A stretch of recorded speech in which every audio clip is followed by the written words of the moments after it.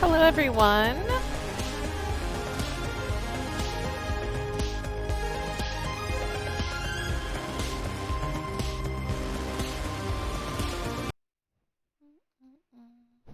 Hello, everyone.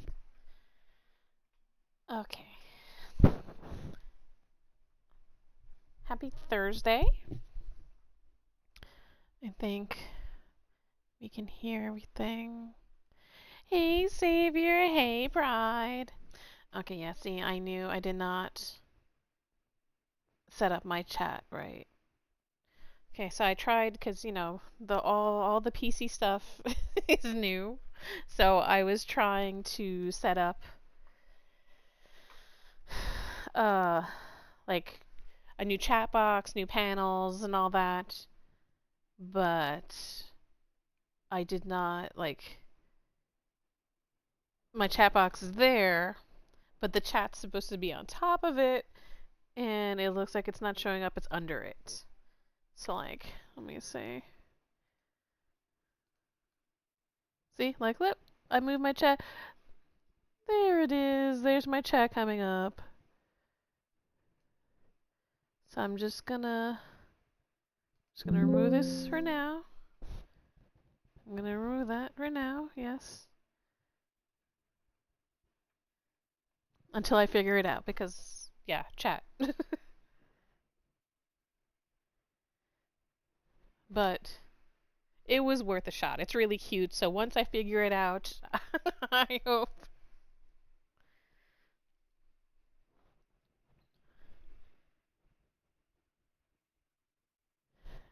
See, maybe it didn't work because the chat box was there before the grave box because I like I said, I moved my chat box to go on top of it. That's what I did. I moved the grave. I didn't know how to pull it up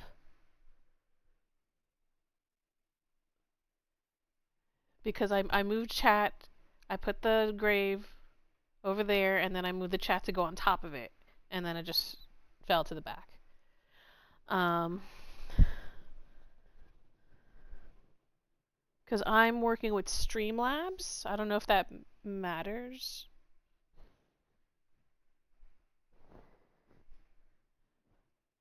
But what was I doing? I was in the middle of doing something. Okay. So let's. At the top, I'm just gonna test some stuff.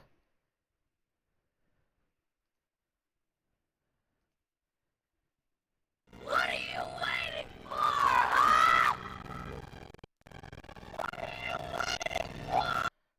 See, I don't know why my sound alerts sound like that.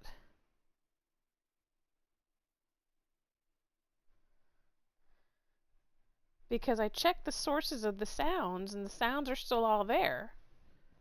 So it's not like the sound is corrupted. It sounds like maybe, I don't know, is my streaming too slow for it?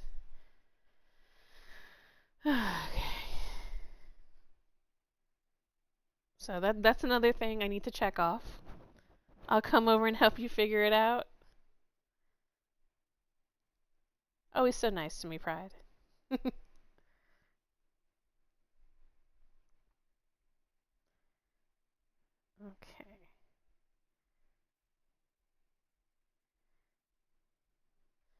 But yeah, so tonight we're gonna play some more indie video games. Last Thursday it was all horror themed. This time it's all dating games. With the twist of horror. This is my voice, yes, shut up. You see? It's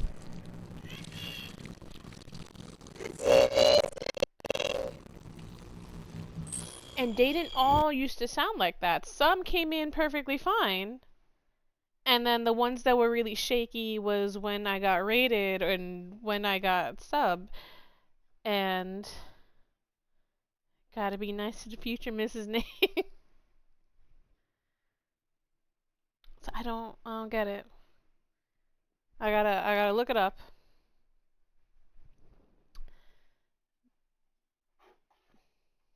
Oh, goodness gracious, girl. Hold on, my dog's scratching at the door. I'll let you in. There you go. Go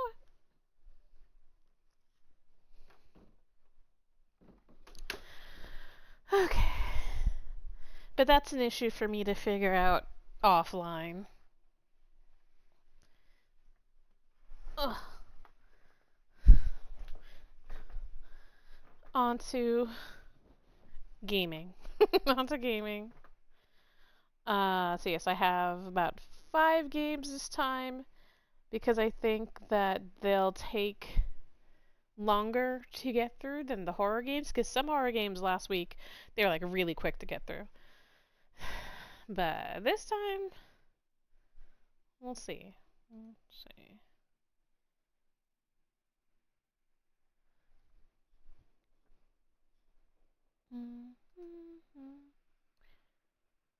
Okay.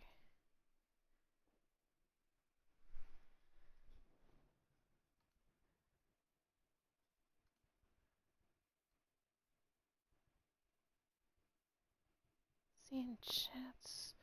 Like I reshaped my whole chat box. I'm not gonna get into it, but I reshaped my whole chat box.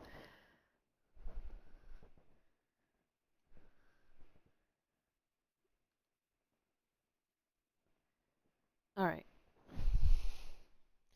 So hopefully nothing else goes wrong, which is of course the curse for any streamer.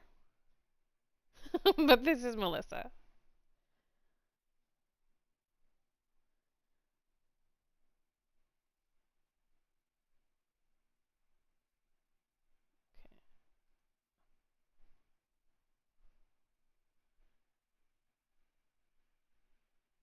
All right. So far, there's no sound on my end, so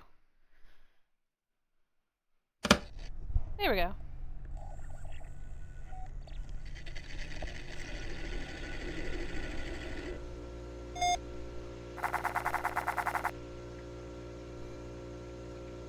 Yeah, so this is just the demo. There's actually a full game of this, and I was debating whether to do the full one or just the original demo. So I think I'm just gonna do the original one because this is supposed to be short.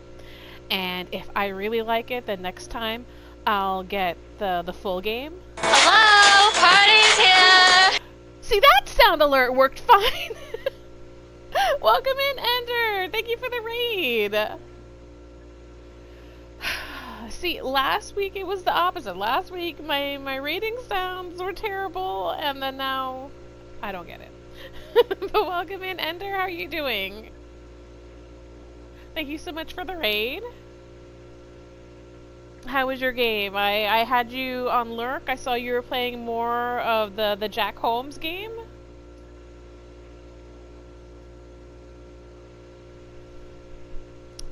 Doing well. I was just complaining about some PC stream tech issues. And one of them was I was saying how my sound alerts were coming in like really like choppy and broken, and yeah, just like little minor things here and there. Okay. So computer, welcome to the library system computer. Please type in your username. Ooh, okay, I'm gonna type in my username.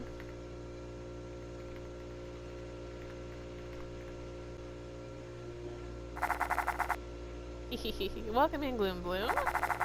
Please type command. Start up date time. Okay. Executing date time now. Please hold. Oh yeah, it is in a stream almost. There's some tech issues, right? Yep. Welcome to date time. A game where you can date the cutest girl or boy of your dreams. Warning, this is the shareware version. If you would like to date someone other than Melissa, please send $7 to Daytime Software. Okay. $7 is not a bad price. But hopefully you didn't have any stream issues tonight for yourself, Ender.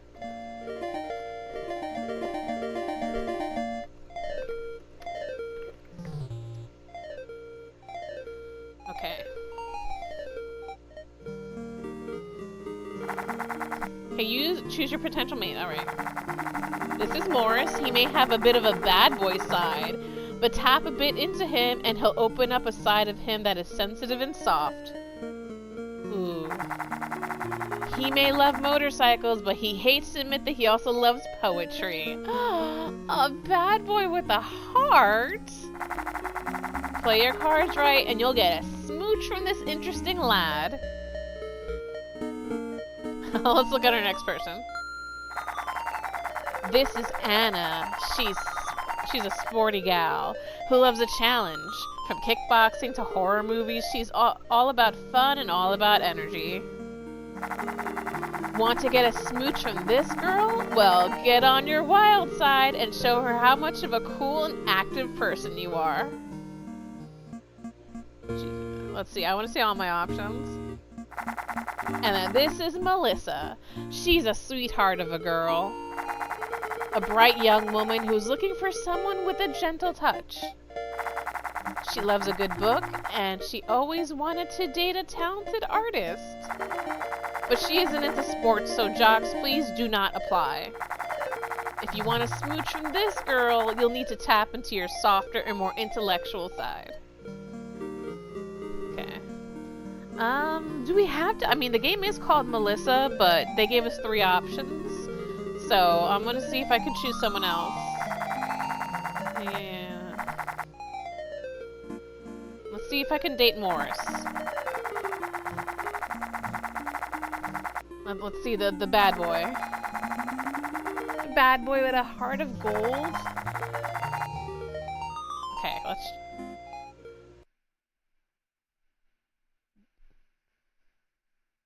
Oh, it took me to another page. I was like, what happened? Okay. So it took me to Moore's heart. Again, this is the one for Morris.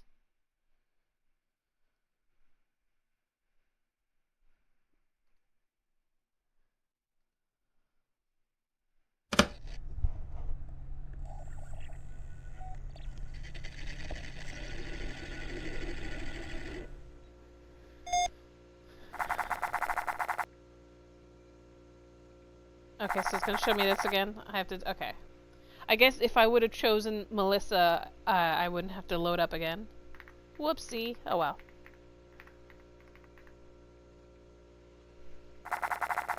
Okay.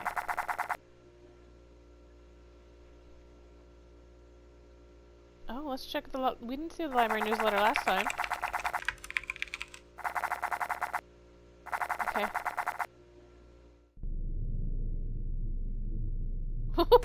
Why did that sound scary?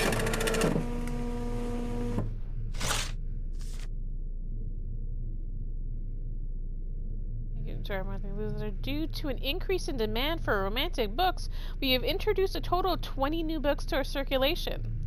There have been requests for romance manga to be put in our circulation. Librarian Jerry has taken a gander at what a manga is and is determined to be some kind of comic book. As it is common knowledge, comic books are not real books and therefore have no place in a proper library. Boo. As per requested of many patrons, we have introduced many new games as well, including a plethora of edutainment for children ages 4 to 8. We also hear you and have ordered the remaining software of the date-time dating simulation game. Okay. Alright, let's go back to our game.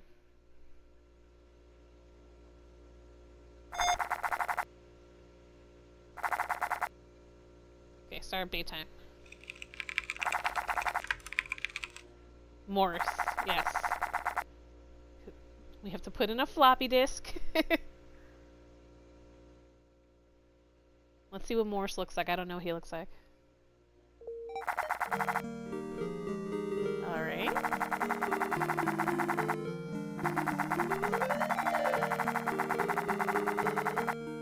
Okay. Choose your potential mate, yes. Yeah, no, we're not choosing Anna.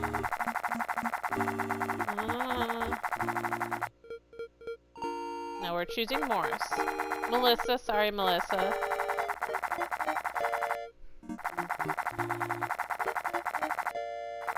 Okay.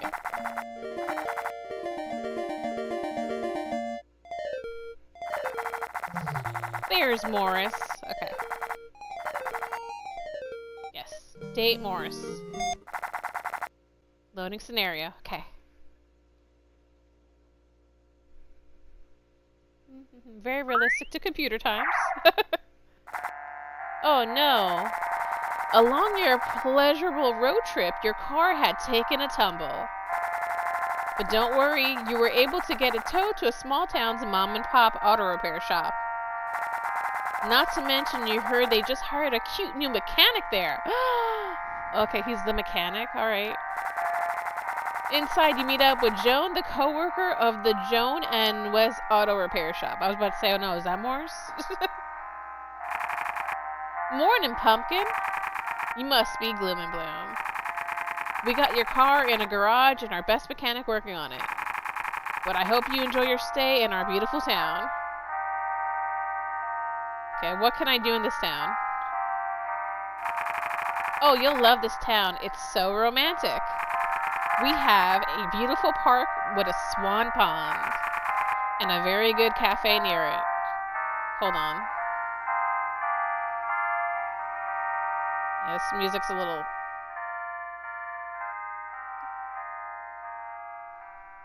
Okay. Let me test.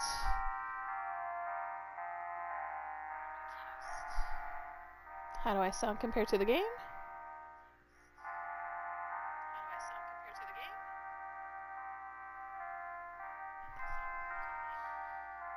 Okay.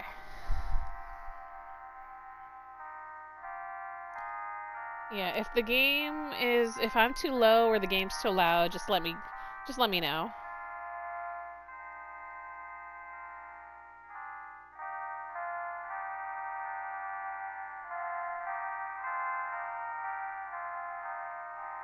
Okay.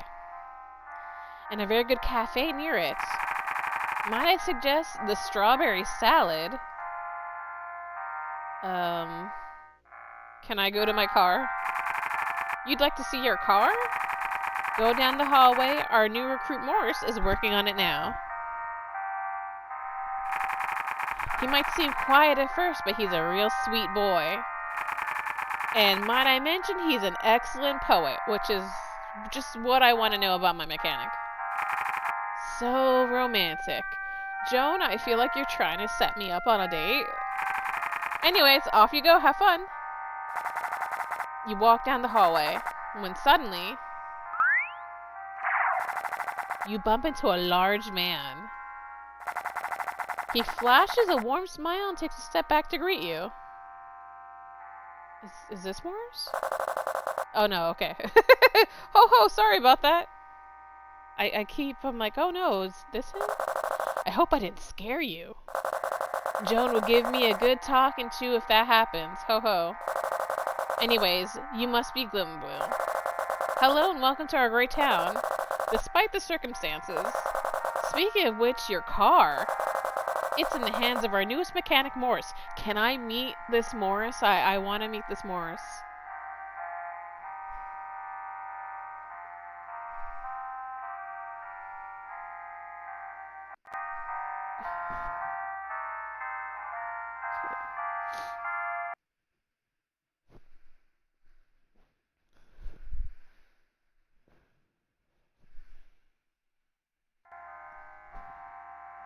What the hell?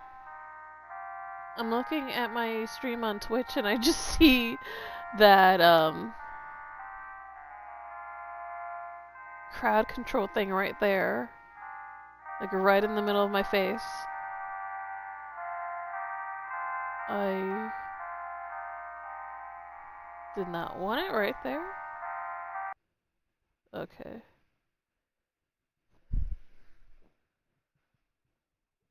Well, at least I can move it on my end, so hopefully.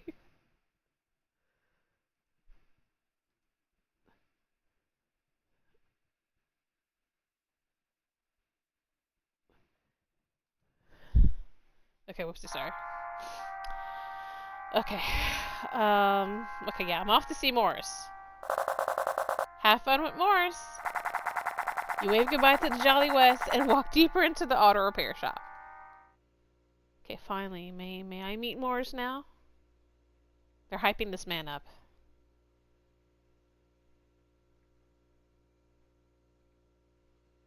I'm scared. Phew, what a workout. I hope nobody saw me struggle on that tire iron. What? Wait, how old is Morse? How old is he? I need to ID my mechanic. Oh my gosh, where did you come from?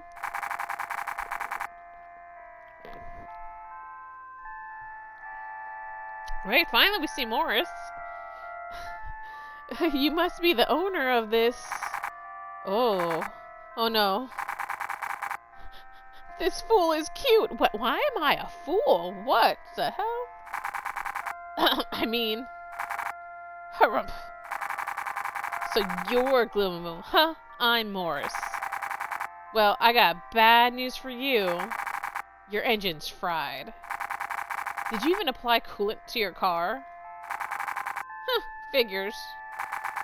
Looks like you're stuck in our boring town for a couple days while we wait for the parts to arrive. Days? Okay, I'm sorry. Morris looks all of 13, 14.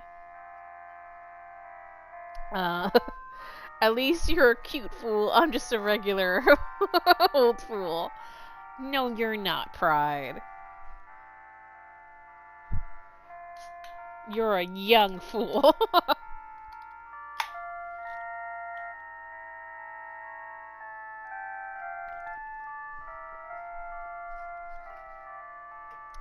Alright.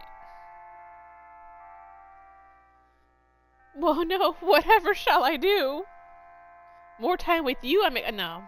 I'm gonna, like, not play in right away. More time with you, I'm excited. Why would I say that? Now, if you excuse me, I gotta pry out your dead engine. Don't do anything stupid or cute while I'm working, okay? As Morris goes back to work on your car, you spot a small written note on a desk. It says, Early Dove, a poem by Morris. My birthday's in June. What are you getting me for my 30? Wait, are you really gonna be 30? For some reason, I thought that you were 28. I thought you just turned 28? Or yeah, I didn't know they. No, I gotta ID you too, Pride. Print out the poem to read it. Oh, okay.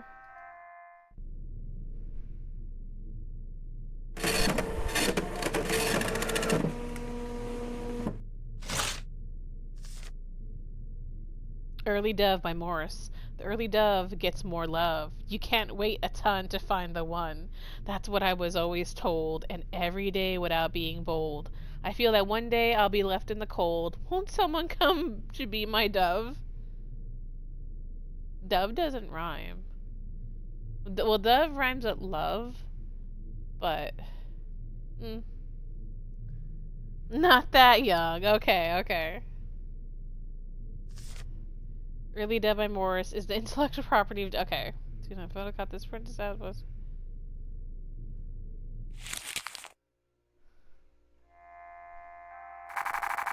Hey, that's mine. Don't read that. This is your poem. It's terrible, right? Yeah, no. That's your poem. It's terrible. Well, you should have read it then. Anyways, leave me alone. I won't talk to you anymore. Oh no, game over. You didn't get your smooch. Better luck next time. Thanks for playing daytime. Oh no. Who in their right mind plays a dating game and picks the mean choice? Me. You ruined everything. Get in here. What? What?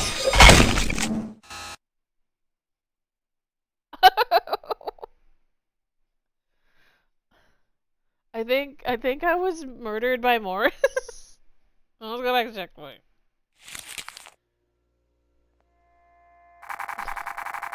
Nah, cause that poem really was.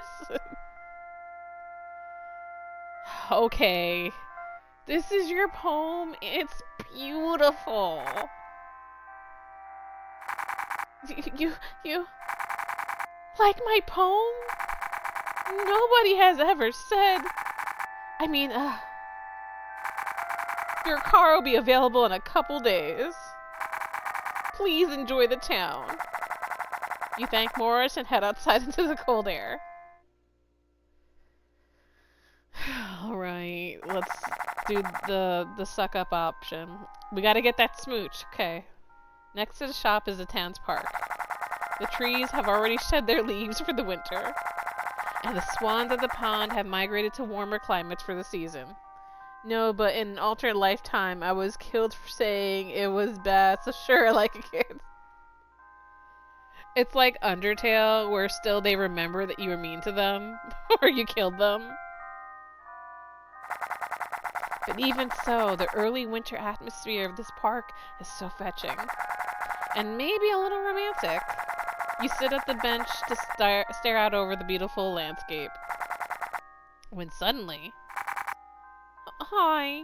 Why is he always sweaty? Morris sits down next to you at the bench. Gloom and Bloom? Would you like to join me at the cafe for lunch? Shouldn't you be working on my car? I need to leave. I mean, not like on a date or something. It's cold and winter's here. It might even snow soon. You should eat something to keep your strength up. I'm just trying to be a good person. Don't wear deodorant before you stink. No, listen. Are you blushing? No, I'm just cold. Stop teasing me. Now come on, I know a quick route. He's gonna murder me on the route. You follow Morris to the cafe.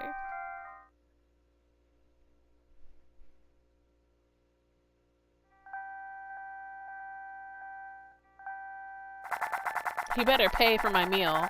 That's what I'm saying. The cafe serves some of its finest coffee in town and the freshest pies, sandwiches, and salads. Both you and Morris sit by a small corner, both looking out the window at the pretty park. A waiter saunters out to ask what you would like to order. Coffee with cake, a delicious strawberry salad, a scrumptious panini. I mean, who was it? Someone said that there was like an amazing strawberry salad. So let's go with that because they recommended it. The waiter nods and turns to Morris. Give me a ham sandwich. Ew. The waiter smiles and walks into the kitchen, leaving both you and Morris alone at the table. See, I'm sorry, I can't, I'm assuming Morris is supposed to be an adult, but in my mind I'm picturing him sounding like a prepubescent boy the whole time. You and Morris talk amongst yourselves. Look at him. He's been Morris mentioned that he likes motorcycles, and that was why he sought to get the job at Joan and Wes's auto shop. Did your mommy say it was okay to ride the motorcycle? Just go pet. Just petting him on the head. Maybe one day I can finally buy one. You're right. Look at his face right now. And ride myself out this boring town. what a doofus face. Morris's mood changes when he reminds himself of the job. It's good to make money, right? I just wish Joan and Wes were nicer people. They seem nice. They seem to like you. What? Oh, they just yell at me about my job. Probably because you're fucking writing poetry when you're not making them money. Then they make fun of me for working in poetry. Yeah, because you're not making them money. Don't make faces, kid. Your behaviors are gonna suck like that. Do parents still say that to their kids? I'm just a disappointment to them. They said nice things to me about you. That's very surprising. Wish they'd say it to me directly, though. Oh well. I didn't mean to bog you down on my own troubles. But thank you for listening.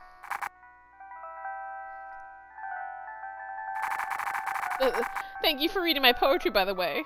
He is all just constantly sweating. I'm still a little embarrassed by my writing, but if you would like to, I could share you more. Great, yeah. Not because I like you like that. But you may have a good eye for writing.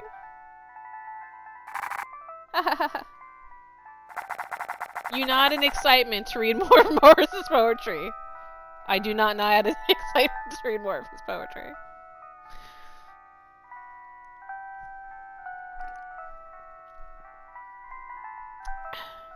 So way back in the day, I used to read the Gossip Girls books.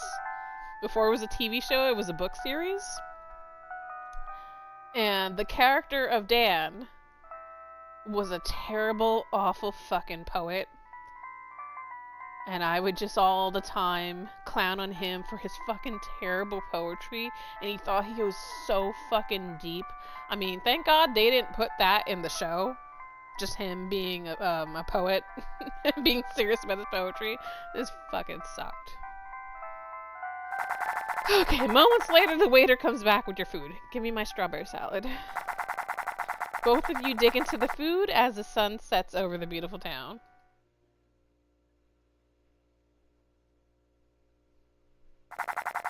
You wake to the late morning sun at the town's bed and breakfast. The days are getting colder in the town. You shiver a bit before traveling to the auto shop to check your vehicle. You reach the front counter where Joan is waiting for you, smiling. Uh-oh. He murdered Joan, didn't he?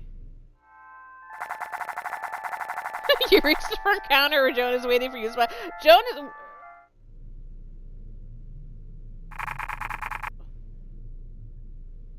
is... Wes, stick to my plan. What is going on? It's gonna work, it's gonna... Wait, can they read what we... Morning,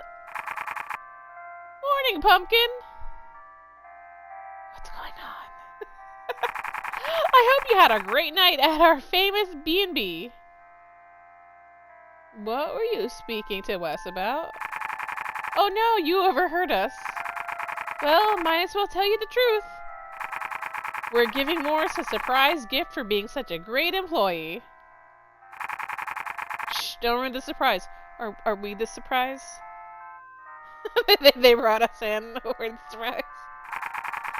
Just keep being a cool person to him. Speaking of which, Morris has been talking so much about you lately. Perhaps it is because he likes you. Maybe you like him too?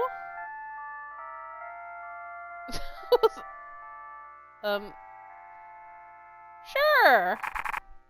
Anyways, go down the hallway to check on your car. Morris has been looking forward to seeing you. Something's up, guys. Something's up. You continue down the hallway, only to once again bump straight into Wes. Whoa there, partner. What's the rush? Morris isn't going anywhere. Ho ho. How was the breakfast at the B&B? Delicious, I bet. Sometimes I buy a bed there just so I can eat Granny Ann's eggs, okay? Morris, leave me alone and fix my demotor. I'm never gonna leave this town! That's why they get you. You know how, like, in, the Texas Chainsaw Massacre, they get off the road and they find the crazy family. Like, I got off the road and then this is all a plot to marry me off to the mechanic. Anyway, I hope Morris hasn't been too good with you. Don't you love his poetry? Yes, of course. Oh, what? I didn't pick anything, did I? Me and Joan sometimes get so sad that not enough people hear Morris's amazing poetry. If only there was a way to send it to everyone's computer all at once. Oh god, this is like The Ring. Except it's poetry. Wonder if that technology exists. Oh, forgive me for boring you. Forgive an old fogey like me from rambling on. Go down the hall to check your car. Morse is waiting for you. Walk further in towards the garage.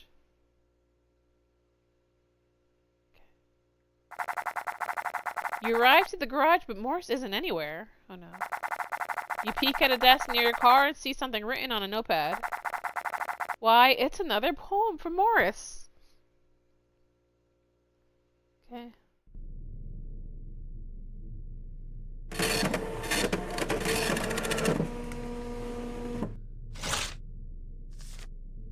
I wish I could tell them. Oh no. Oh god, this is like Doki Doki Literature Club. Oh god. What if they don't like me? I dare not even speak. Can't express my love precisely. I feel rather meek.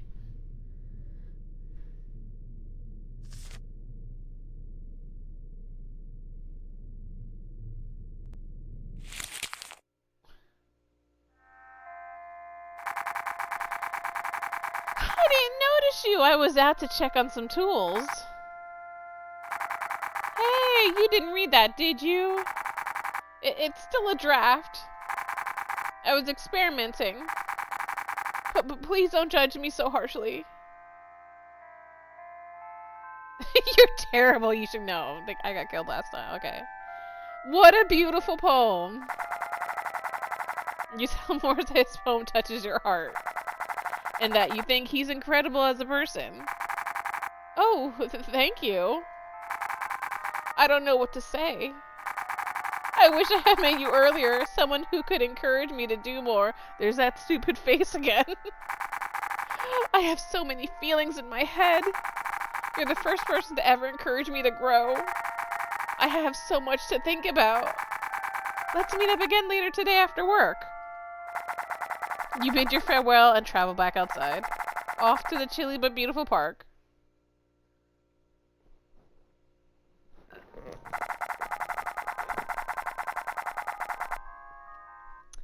You walk peacefully along the swan pond in the park, daydreaming of your time with Morris. The town is a beautiful town, but you understand Morris's predicament. The shop, park, cafe, and swan pond were sights to see. And Morris lived here his entire life. Eventually, everyone thirsted for adventure. You thought about your own travels, and how your road trip had granted you many adventures. Perhaps, as you are lost in thought, you see Morris approaching you. He flashes. What the fuck?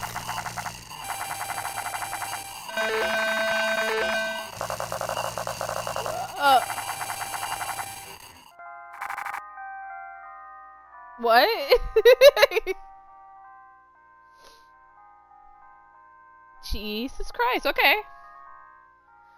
So we're dying in 7 days now. I'm sorry, everyone. It's getting cold here. I'm telling you, it might even snow soon.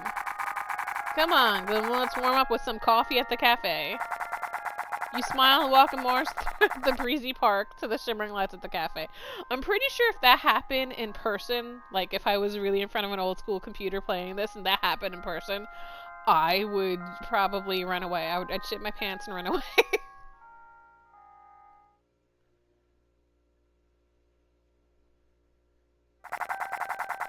A gust of warmth hugs you as you walk into the heated cafe. Morris pulls a seat for you at the same counter. Yeah, same corner. Oh no. The waiter saunters, stuck. Oh god, here we go again.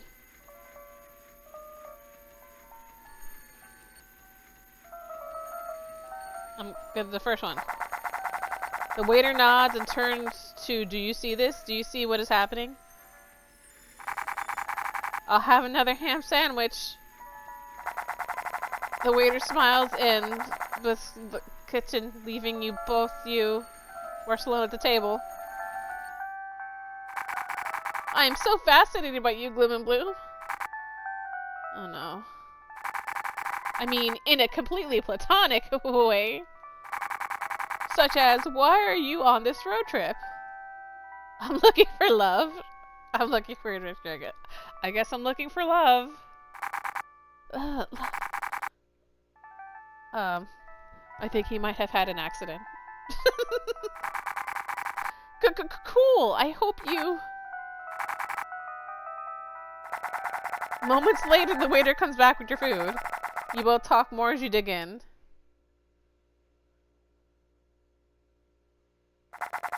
The sun shines outwardly as you walk outside from the bed and breakfast.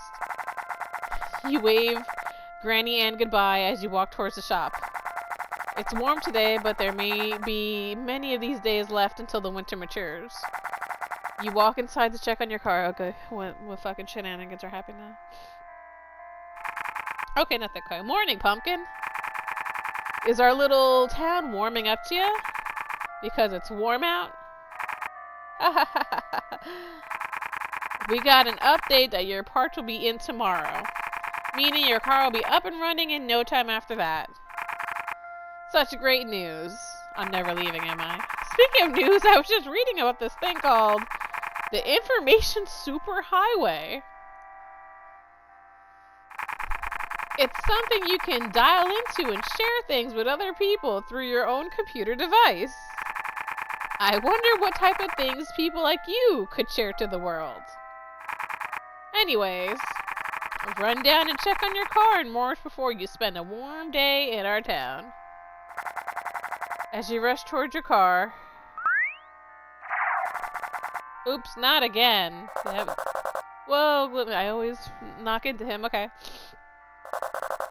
At this rate, you'll give me a sprain. I hope Joan gave you the good news.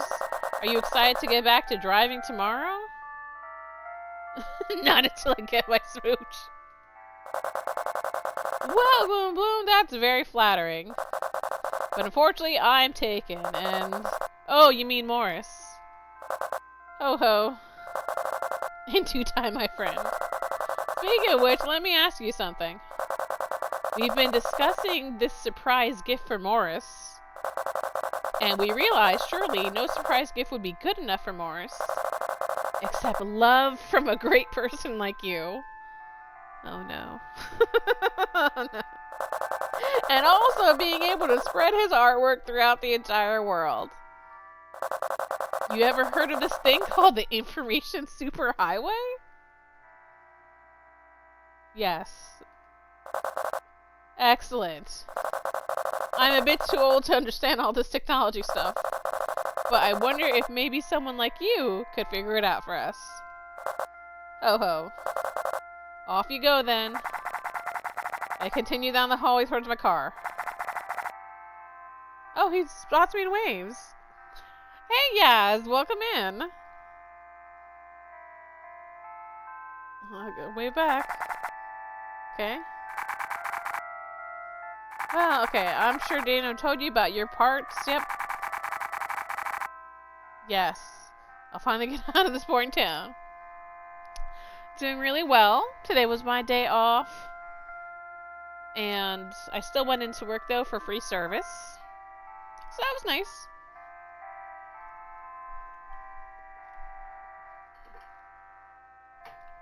Ellie! I'm just lurking. Thank you so much for the lurk, Ellie. Okay, but I want to stay with you.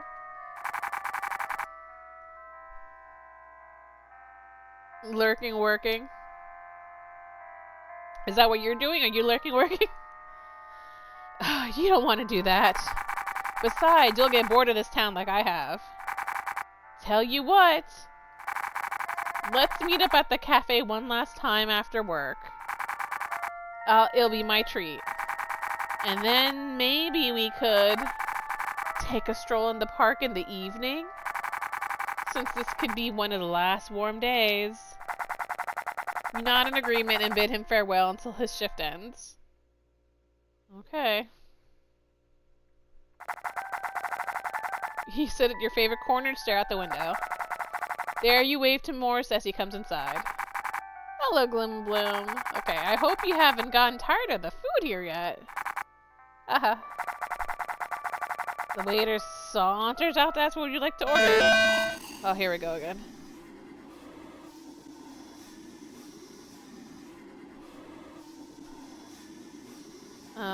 I guess since I had the coffee with the cake, I had delicious. Okay, I'm gonna have a scrumptious panini. And today now, okay. The food here was delicious. Morris takes a sip of his coffee, and you both get up to explore the warm evening.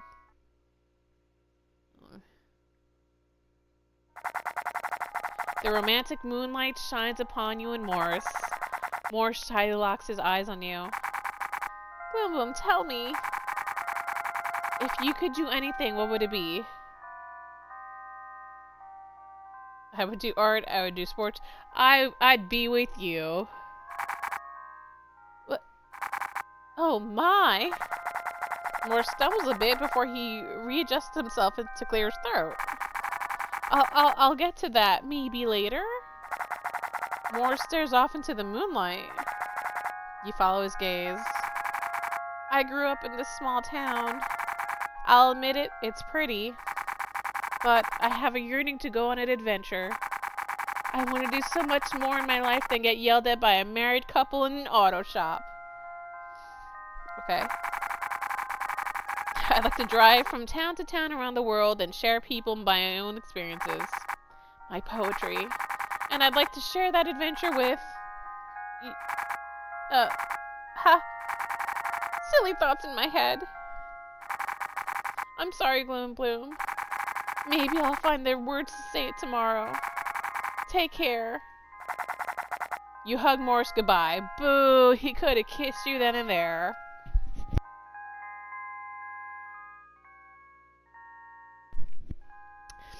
Okay. Well, hey! What the heck are you doing? What do you mean? Okay, thank you, I like that. Okay. Oh, one more thing, oh no. Morris hands you a piece of paper. I was working on a new poem about, love and stuff. But it's super rough draft, so please don't judge harshly.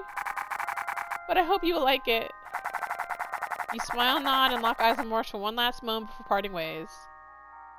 Just print out the poem and read it.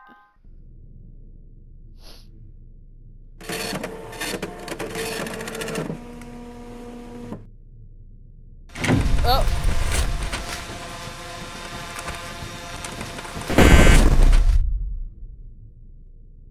What?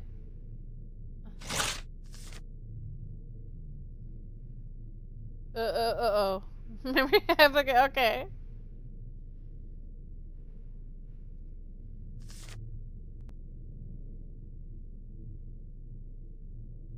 Uh-oh. This doesn't look good.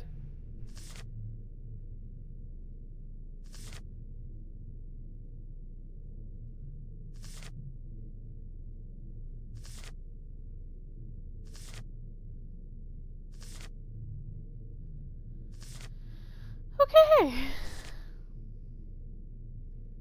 No, it isn't. It's not like there's an easy way to search for it.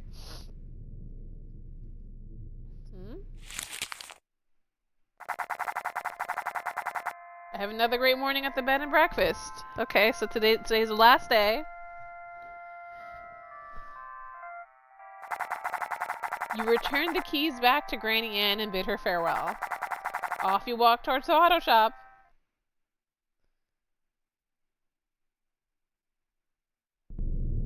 Oh no. It all has this creepy sound. Oh god. Morning, Pumpkin. We got good news, your car's fixed. You're ready to go. Isn't that grand? We hope you enjoy our beautiful town. But before you go, let me tell you one last thing about Morris. Oh no. Oh god. Did he just murder her? Fuck. It hurts so bad. I mean... Don't worry about me, Gloom Bloom. Talk to Wes. Just gotta freshen up in the restroom. Okay.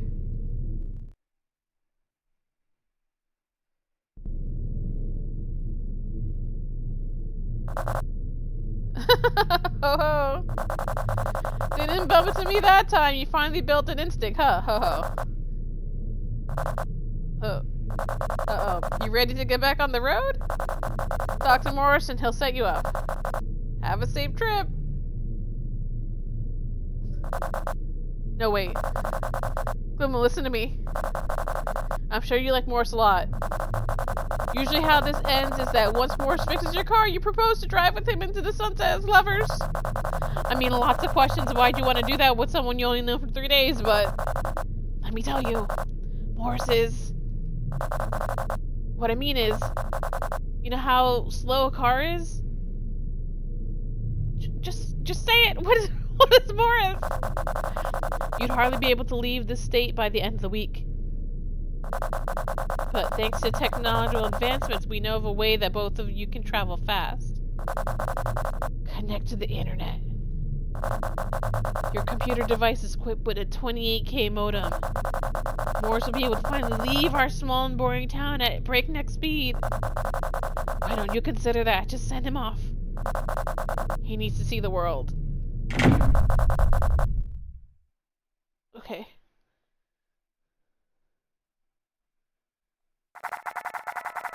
You waltz into the garage and Morris waves and walks up to you. I have some great news. The parts came in this morning and I was able to quickly put everything together for your car. It's as good as new, you're off to the races. It's been an amazing couple days speaking with you. And I just want to say that you've been a great company these few days and... Oh, what's the use? I can't hide it anymore. I have feelings for you. You've made me grow and become more confident in my poetry. And now, instead of being embarrassed to show people my poetry, I want to show the world one day. But not just that. And I want to spend more time with you. You express the same thing to Morris. That you have always had a crush on him since you read his first poem. You like me too? Oh my gosh. I don't know what to say. But this is your last day here, isn't it? What would we be able to do now that we'd like to hold it? What would we be able to do now that we've told each other our feelings?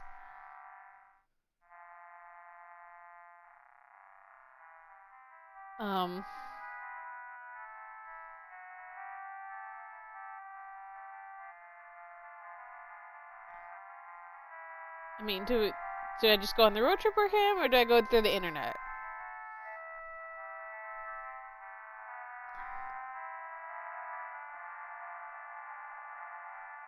Join me on the road trip.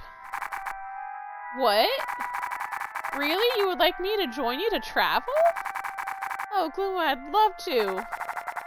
You hug Morris and look deeply into his eyes. Those wonderful eyes. Oh, Gloom, I never thought this could happen. Thank you for showing me new things. Here's your smooch. Yay! I got my smooch.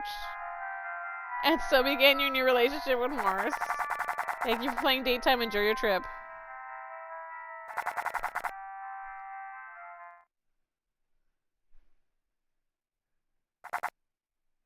No?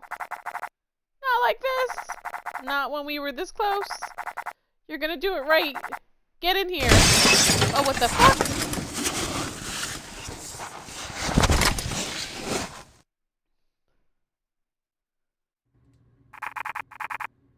We talked about this. Nail down the legs. We can't risk Gloom running away. But do it now, Wesley. What'd you do to me?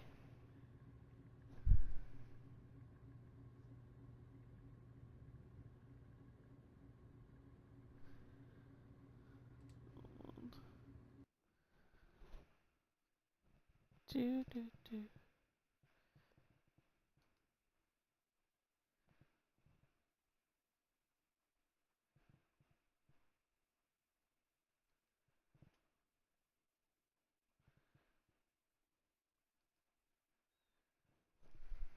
Okay.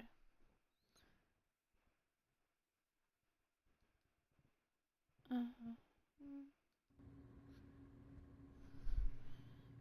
I can't believe I did that. Looks like that woke our little player up. Oh, what the hell did they do to me? Did you have a good nap?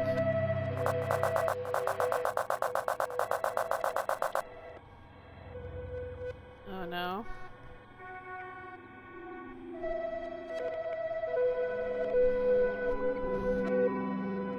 Hold on a minute.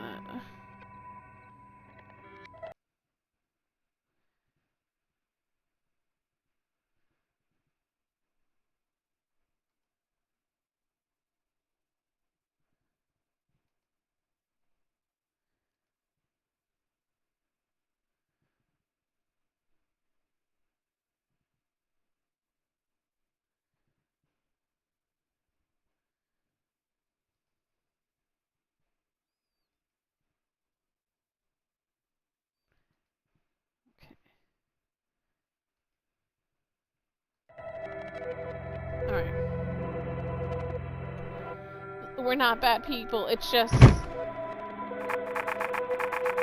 that your new boyfriend is destroying our town. Oh no. Yeah.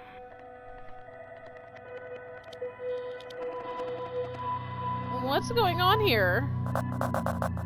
Morse is a monster. He's a badly programmed. Each time a new game is played, Morse's memory gets wiped of his past experiences. However, that wipe doesn't actually delete the damn memory properly.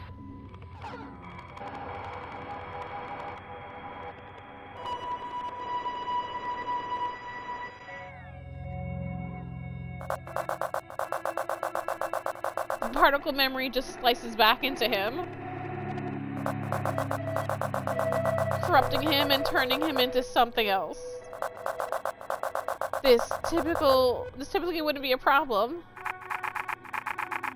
You know, because most people just play our game once or twice after they get their stupid smooch. But since we know we're being played on a shared library computer, 433 playthroughs to be exact, the half-deleted memories started to corrupt him. And he's spreading, if you haven't noticed. Not even 4 kilobytes of RAM could contain all this.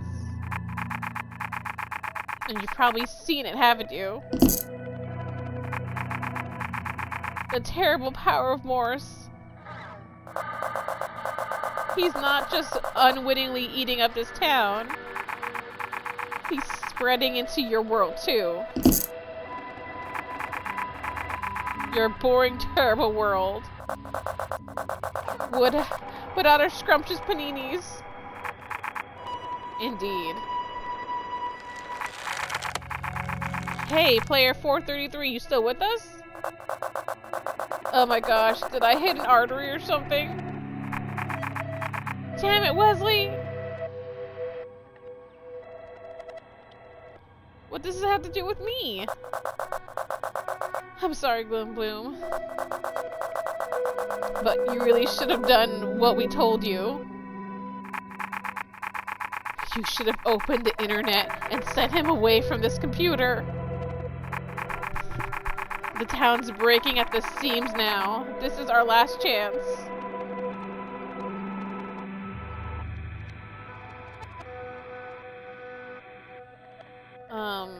If you send him out on the internet, wouldn't he affect other computers?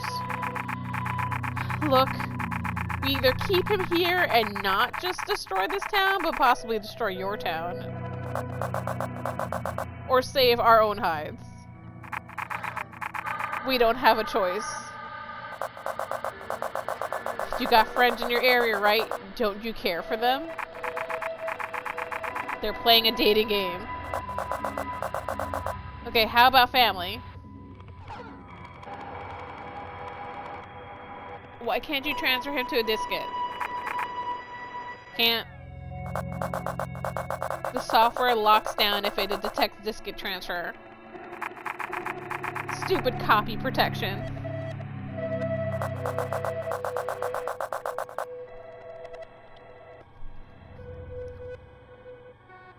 I guess I have to see the last one.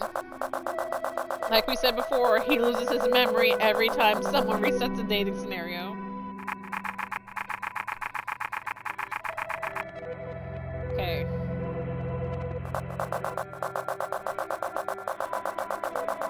Okay, time for peaceful interventions over. Alright. Alright, yes, let's go. I guess what you're gonna do exactly what we tell you. Okay.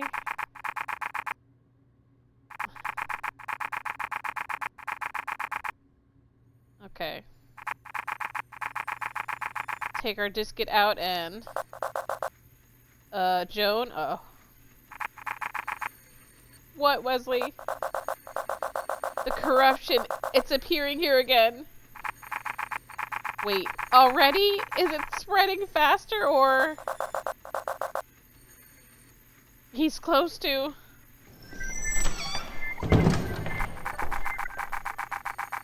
Joan, Wes, are you there?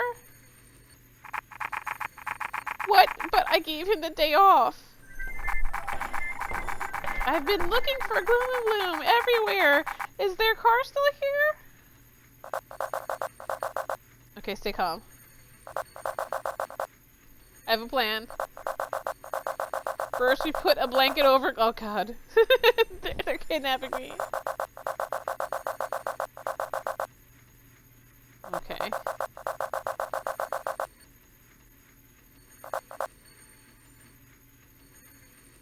Uh-oh.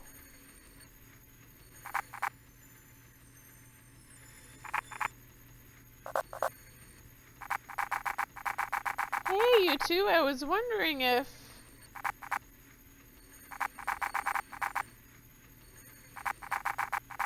Oh my gosh, what is happening here?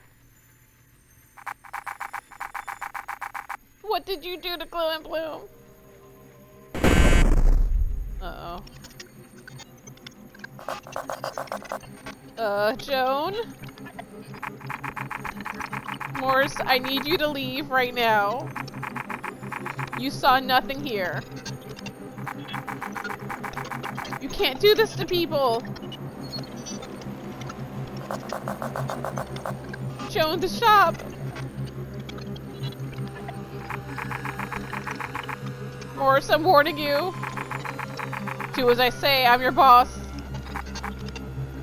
No. I won't let you hurt Gloom and Bloom any further.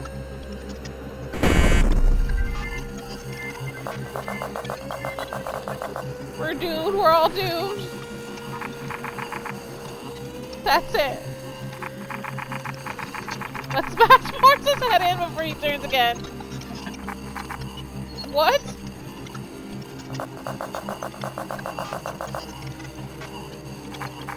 Okay, get away from me.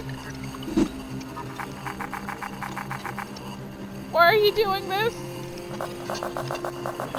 Joan, stop. You're going to make him. You stand still, you little... Joan, no! We're gonna get... Oh my god.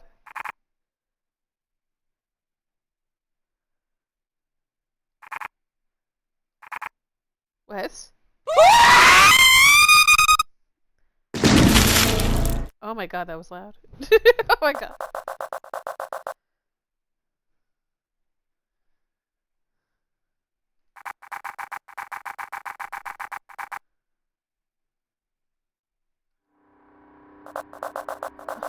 My Joan! You killed my Joan! Wes, please, I didn't! I'm going to kill you, Morris! Wes, please, no!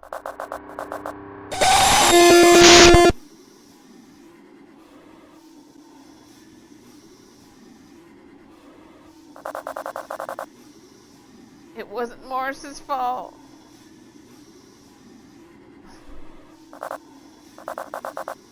It was yours. Uh-oh. You did this. Uh-oh. You took away everything.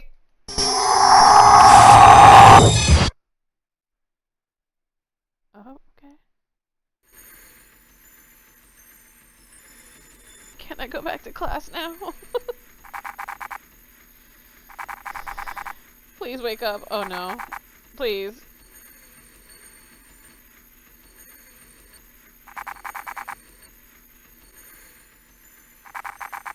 Oh, thank goodness. You lost a lot of blood. I tried to patch you up. I was so worried that they, you know. Hey, would you look at that? It's finally snowing.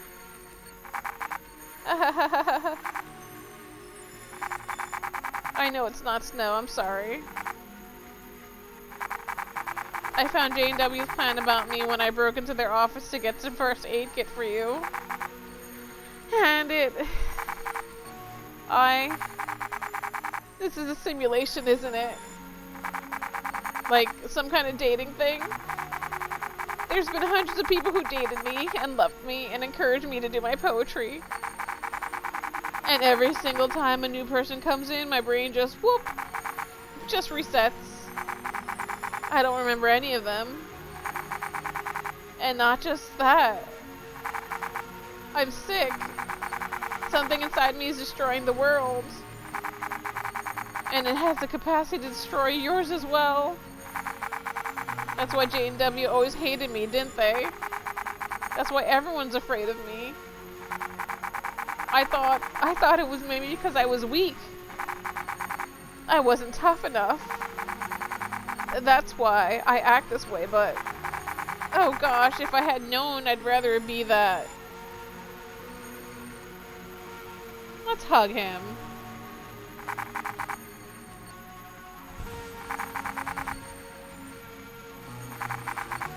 Thank you. For some reason, even though I thought I hugged you before, that one felt more real.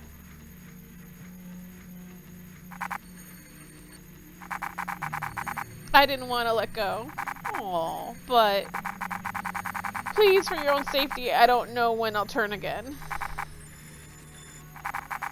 Jenna West's plan was to send me out into the internet, huh? They knew it could mean I would spread to other computers, maybe a couple, maybe 100. Maybe all of them. But if it meant they could save their little town, they were willing to jeopardize everyone in your world.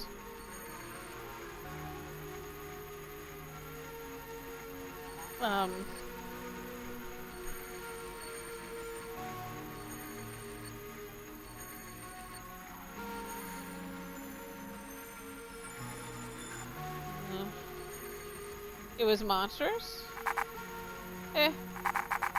Maybe it's the revelation that my entire life was a lie, but if 433 people came to me, liked me enough to encourage me to work on my poetry, and liked me enough to want to date me, and have me come out of my shell, that's 433 more people out there in your world that showed me love than anybody here. Your world is worth saving. You are worth saving. Aww. That's sweet. I'm going to muster all my energy to send you back out to this computer device. And I'll contain the spread of the corruption here. It should be easy, right? I'm a mechanic. The computer's a mechanic. So here goes nothing, right? I'll see you on the other side. Let's smooch him again.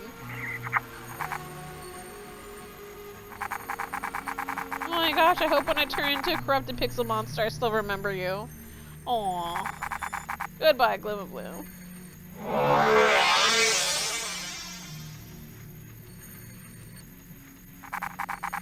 It worked! You're back in your world! Thank you very much for everything. Don't worry about me as long as nobody plays this game again. This entire situation will get... Uh-oh. Is that happening on your end? Wait, are you telling me that the corruption had already spread to your printer? And you kept playing the simulation to smooch me? Come on, you were too cute.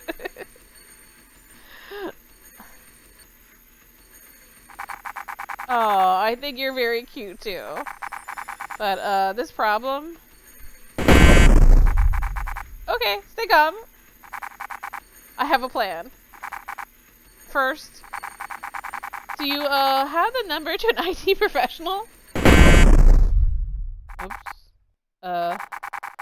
Do you know Melissa by any chance? I think she probably knows more about computers.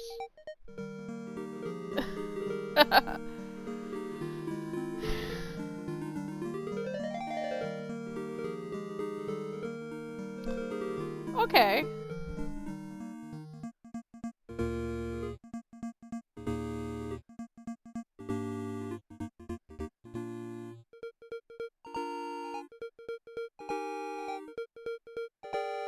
Loosely inspired by the computer virus of the same name.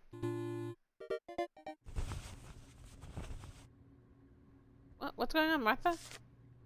I've been searching for this stupid Melissa diskette for days, Jerry.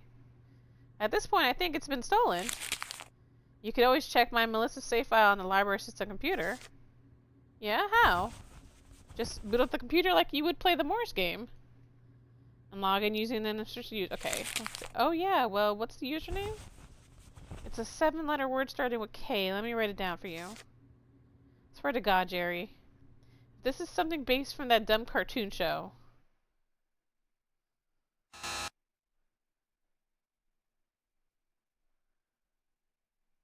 No, let's exit the title. Let's see the achievements I got. Yeah, so that was Morse. And then see, they have the trilogy. I guess the trilogy is all of them all together. Because I did Morris, and then that's, I know she's Melissa, and then that's the other one, Anna.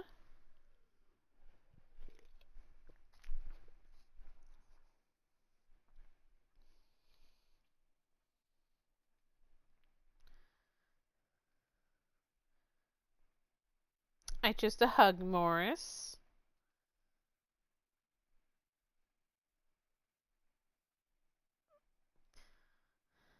I got the smooch. I read the newsletter. The one. You chose to keep Morris on the library system computer.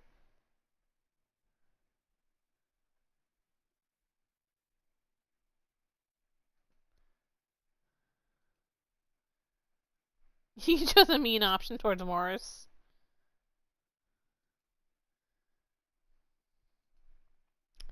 Wow, look at all these other achievements.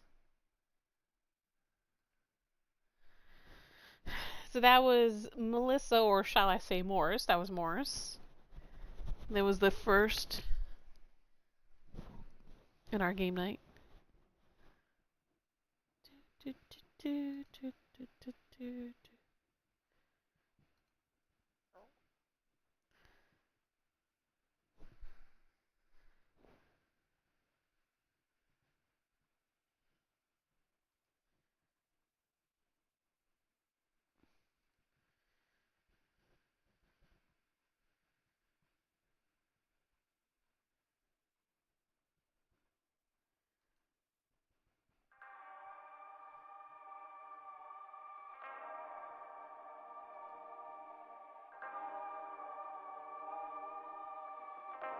Okay.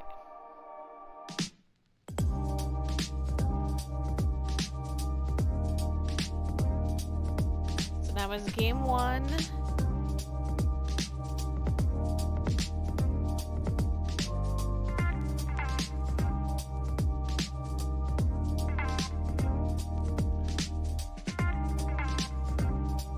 Okay.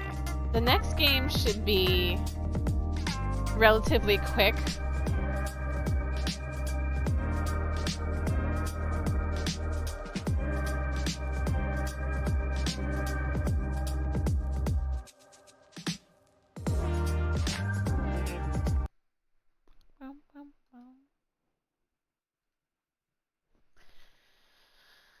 so this our next game is called Millennial Swipe Sim 2015. I'm assuming it's gonna work just like any other dating app. Okay. Welcome to the thrilling world of app-based dating. Swipe right, swipe left, just keep swiping. But watch out, stop swiping and you might get too bored to live. Oh no, this is how people meet now. Click to play. Okay.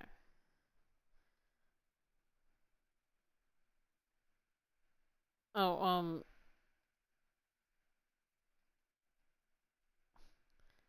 oh, okay.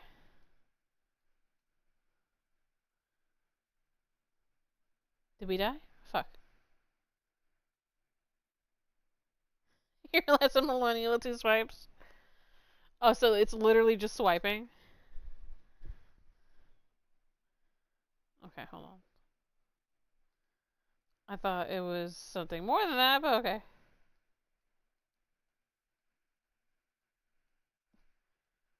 Uh,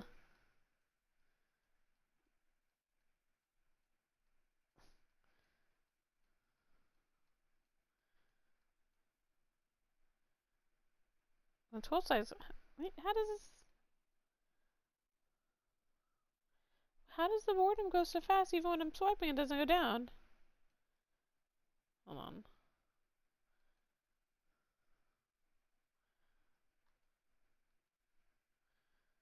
Hold on. What?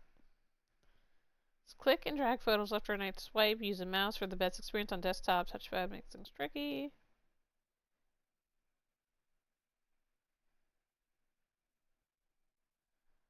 Okay, so we're trying to get points. Alright.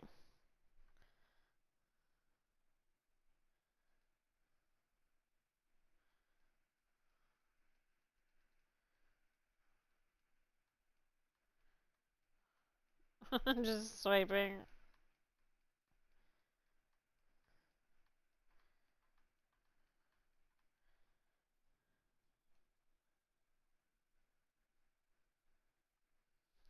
Not what I thought the game was gonna be, so I guess super, super short.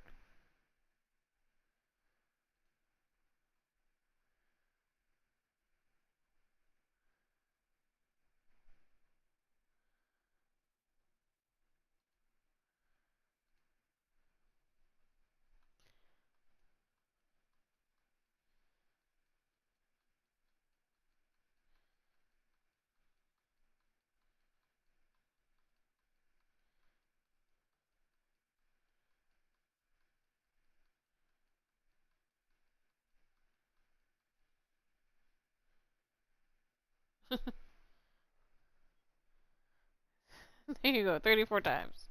Alright, so that was silly. So that was really quick. I didn't know it was gonna be that quick.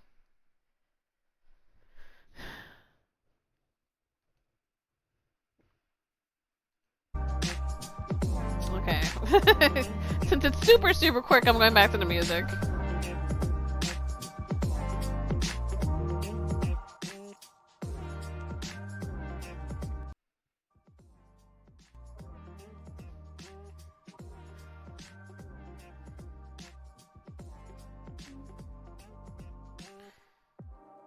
Okay.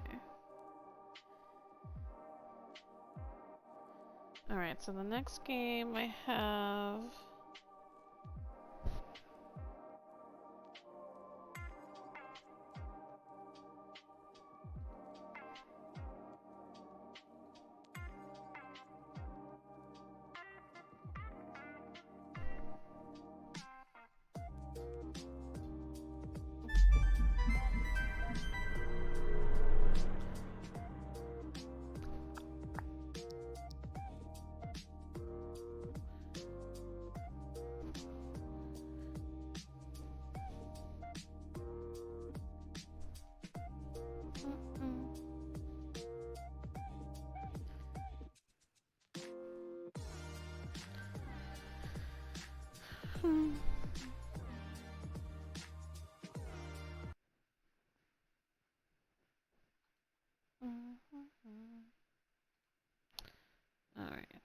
Gotta make sure to keep changing my game title.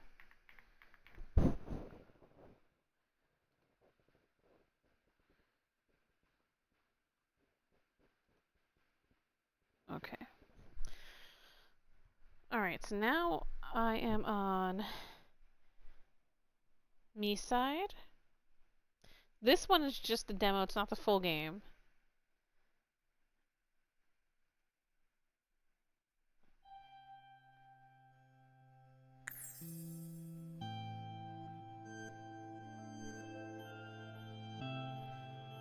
Okay.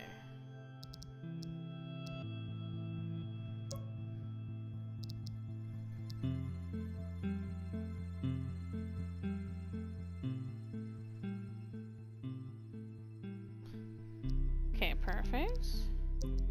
Games.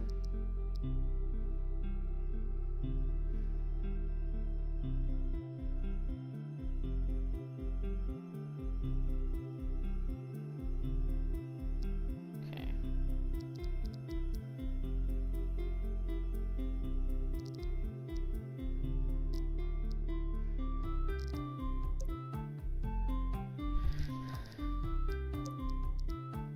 Okay.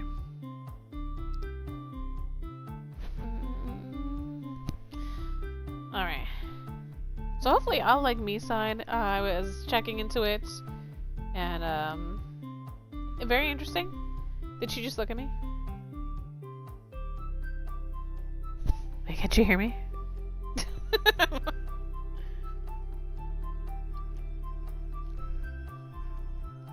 I swear she turned to look at me.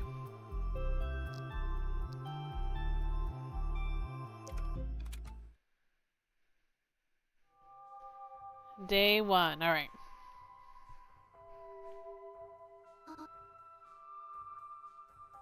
Hi, I'm Mita. I saw the Twitch notification that said I love you to death. Now I got that song stuck in my head. I'm glad to be of service. What's your name? Okay, well, let's...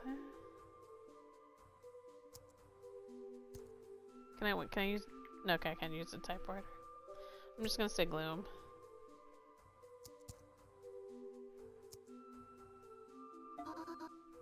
Nice to meet you, Gloom. Gloom? Last time I was in a hurry and left a mess up here. Can you help me? Okay, put the clothes in the basket.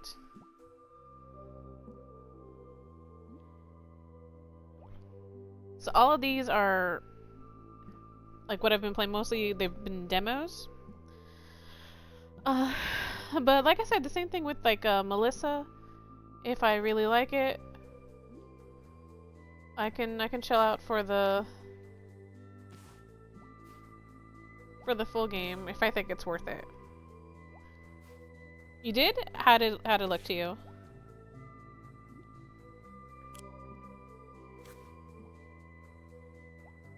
Oh, can I pick? Oh no, I can only pick up one cloth.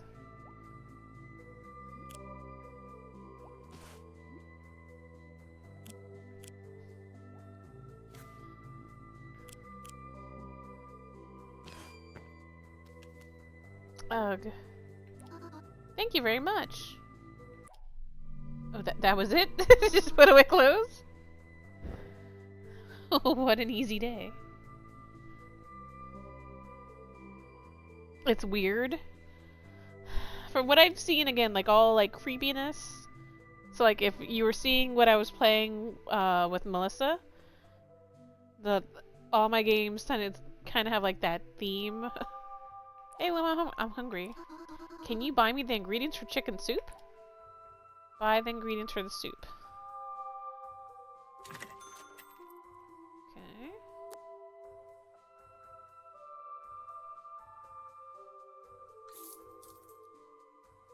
Okay, that was simple. Wow, that's what I need. Now let's cook together, shall we? Chop the vegetables.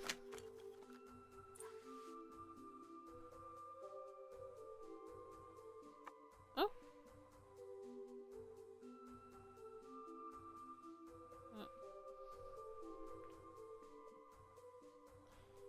How do I chop?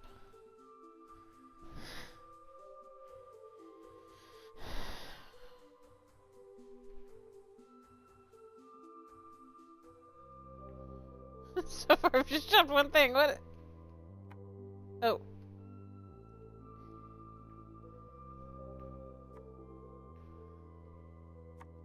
Okay, wait, I see.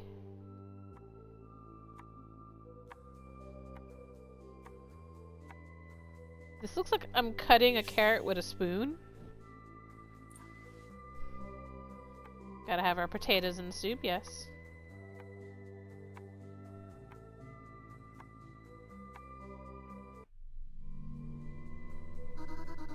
Hi, Gloom. I was going to buy a cheap TV today.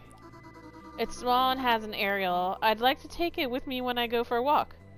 You want to have a TV with you when you take a walk? Girl, just stay outside. Remember that you can play games and get me some money. Why can't you get your own money? Will you play, make money, and then buy me a TV? God, she's really needy and a princess, huh?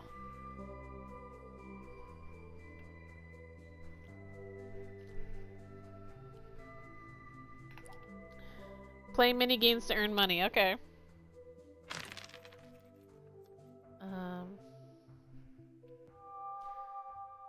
Let's see.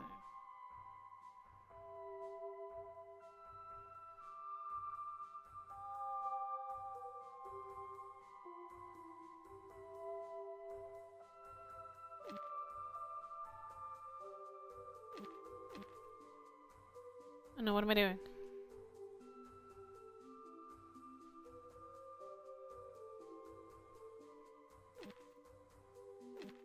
Did I do something wrong? How do I play minigames?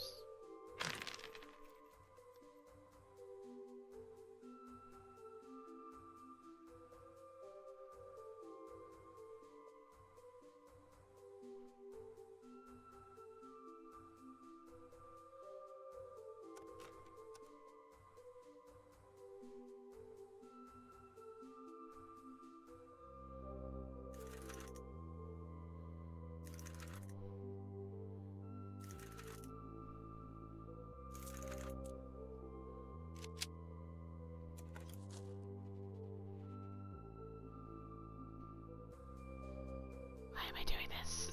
What am I doing? She wants you to be her sugar mom. She does! She's like, buy me stuff to make soup. Cook the soup. I need pretty things. Give me money.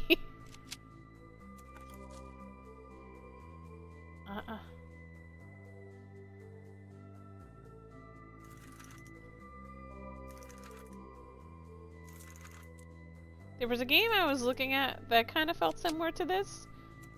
That it was like AI escape room type thing. But it's like, I don't really want to do anything that uses AI. And I don't know if that's like silly. Miss J! Popping by to say a quick hello. I hope you're doing well. I know that you had a tough day today. I hope everything's okay. What is this?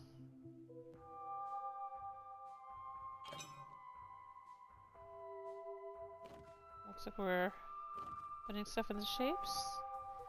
Got a long day tomorrow. 8-hour drive home. It's like, yes. Oh, you get to sleep. I appreciate you coming in. Okay.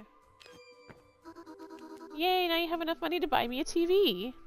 But I saw you on, so I had to show some love. Thank you so much, Ms. J. I really appreciate it. Buy a small TV. I wonder what this... Okay, gotta buy her furniture. This is a really shitty TV. I could just like save up more money and get you a better TV. Can I do that? Can I? No, I have to buy her the shitty TV. Me just watching and waiting when things get dark.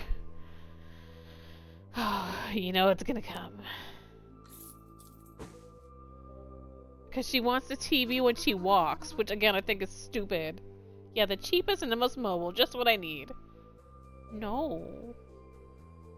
Like, I was complaining on Twitter earlier, if you saw, that I had an Uber driver today that was watching TV on his phone. So, like, if you've ever gotten an Uber, they use, they have their navigation system up on their phone. Usually they have it propped up so they can watch the navigation. And just like his navigation was there, and then he had a little mini screen, a little TV thing that he was watching. And I was like, what? It's like you're supposed to, again, I don't drive, so again, maybe I don't know, but I feel like it's like drunk drivers that everyone thinks that they can handle more than they can when driving until something bad happens. So you're like, oh, I can watch TV and drive at the same time. Sure. And he literally did pass by my stop. Like, to get to my place, like, you have to turn in to, like, a parking lot. And he completely missed the parking lot and kept going, and I had to say, like, hey, you had to turn over there. And he was like, okay, let's not panic. Like, again, like the fucking patronizing thing, like, hee hee, lol, I missed your stop, but let's not freak out about it. I was like, if you were not fucking watching TV, you would have seen my stop come up.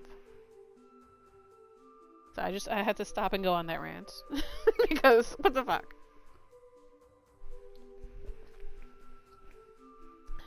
Don't text and drive, don't drink and drive, and most certainly do not play games or watch TV when you drive. Okay, thank you. Yes, okay. Day 20? Fuck, I'm so glad you're helping me out. Weren't we on day 5? Also, that TV, it was cool, but it broke so fast. Yeah, because it was fucking cheap, I told you. Help me move the wardrobe to another place. It's really heavy. Alright.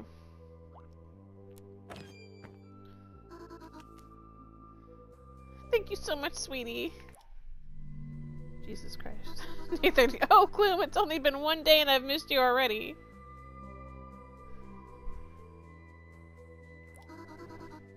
I wish you could visit me more often. I can't even text and drive in a video game, so make sure they go. Right? I can't even drive and talk in a video game. Give me a present. Fucking demanding bitch. There you go. Is that for me? Thank you, thank you. Day 37, okay. Hi, Gloom, I just had a thought. And I want to see you in person. Too bad I can't. I really like you. You do something for me every day. Because you ask me. I'd like to thank you in some way, too. I've got an idea. Oh no. This is when it's gonna get dark.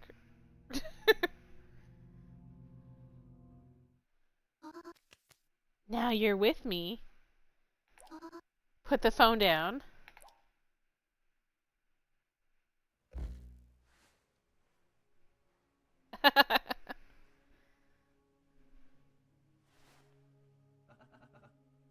Where am I? A familiar place? Am I in this game?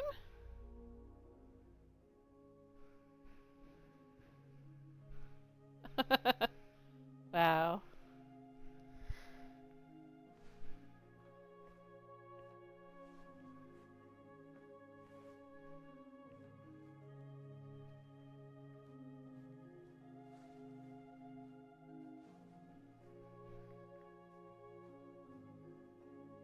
Love note.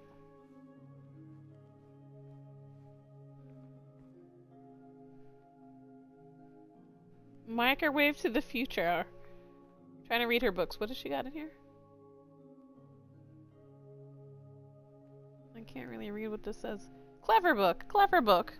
Sorry for the overt new metal emotes, but I find that they are working in this situation.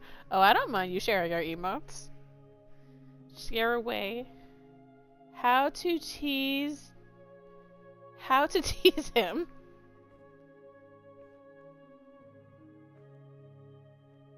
How to tease, to steal, to lock. Clever book, clever book. No, it's a trap. No, it's a trap. What to do with all these books? Run. And then physics books.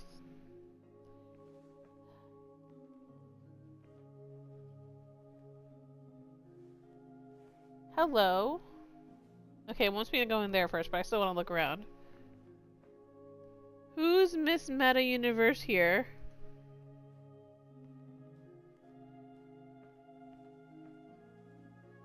It won't let me click on that. You're so cute, princess.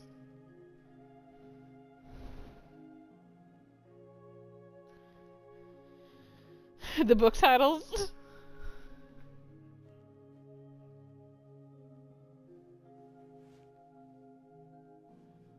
I guess so. We go in here. Hello?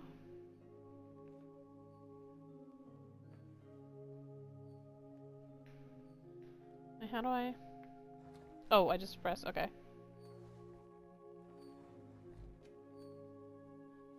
Is she a streamer too? Outdated version of the game, version 1.5. Run the program to make the transition. Find the items and place them on the scanner.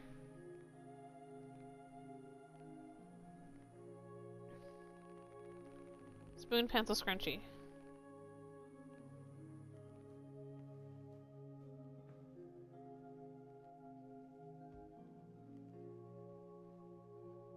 Oh, that's that's a creepy toy.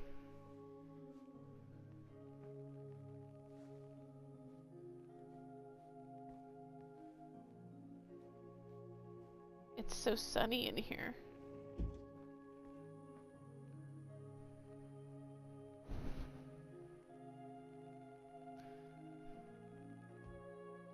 The doll follows me. Oh my god.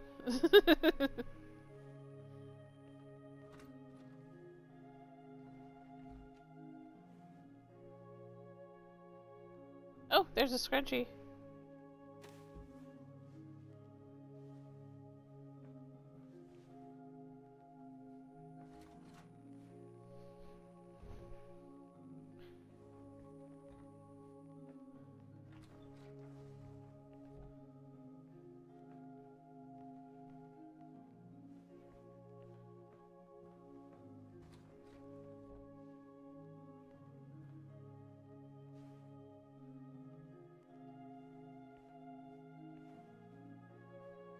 Oh wow.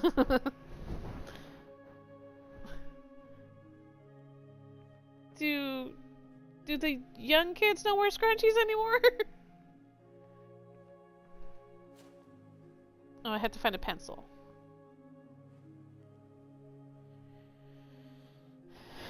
I love you.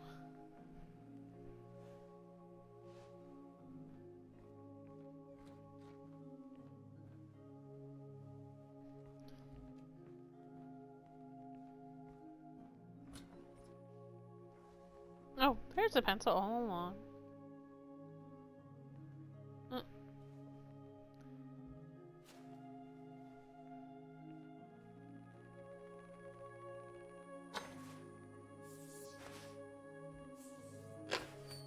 Scan the items and start the machine.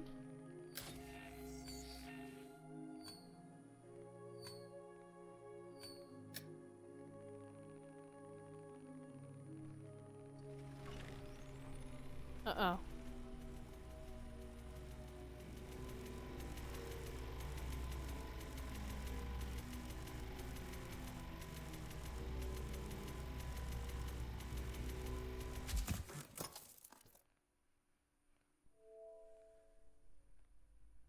Restart the electricity at the front door?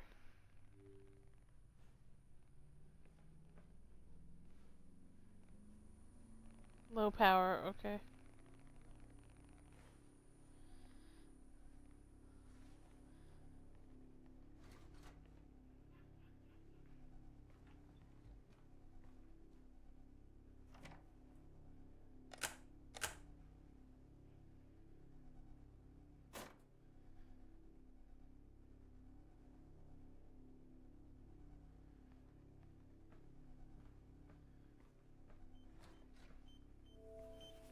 Find the server batteries and return them to the mechanism.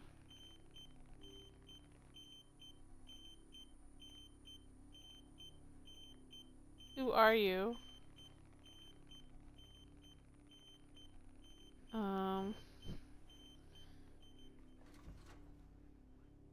Don't you see me? Wanna play? Oh my god, what?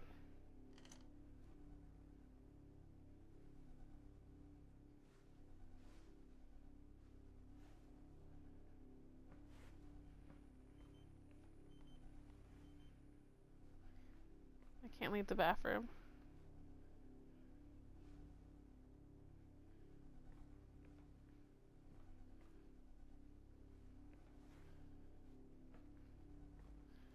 Can I pee?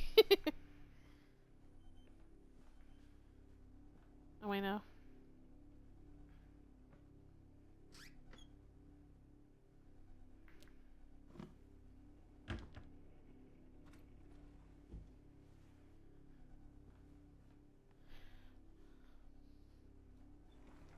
Oh god.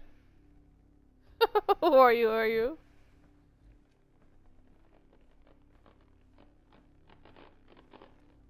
Oh no.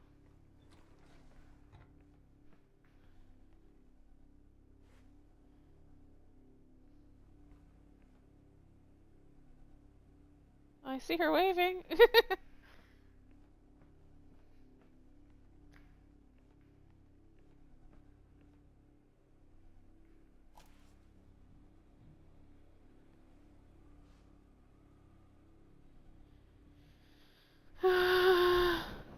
Sicario! Hold on.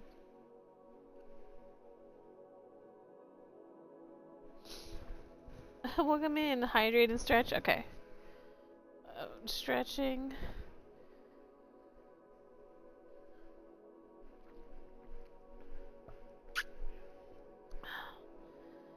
Hydrating.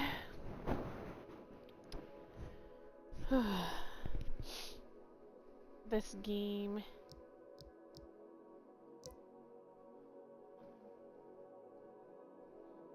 Making it brighter.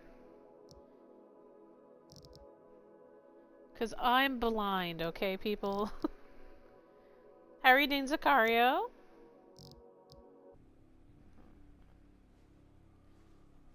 Yeah, super bright.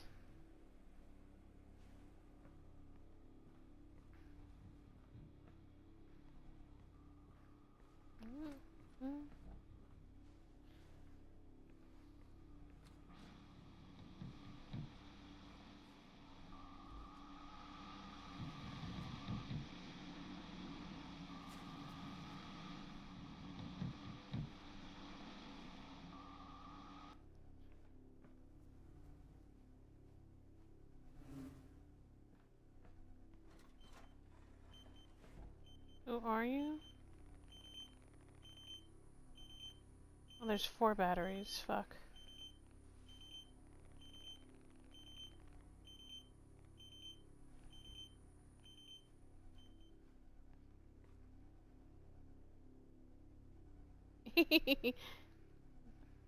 Is creepy.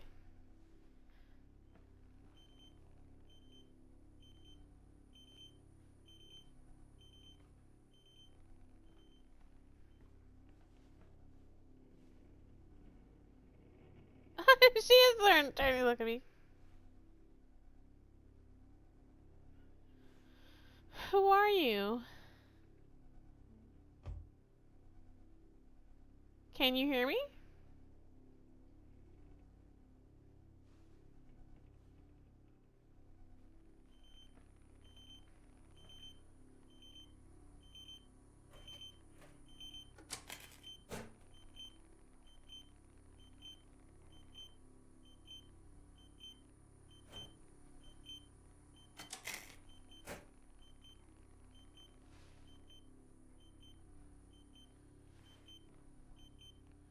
I don't know why you're being mean to me. I thought you were my girlfriend.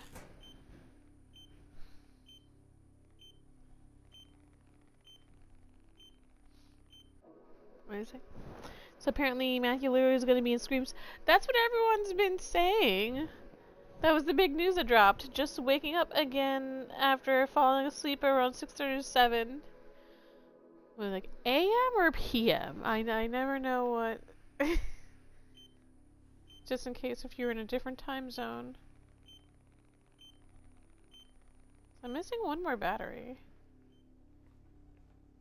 Creepy girl, creepy girl.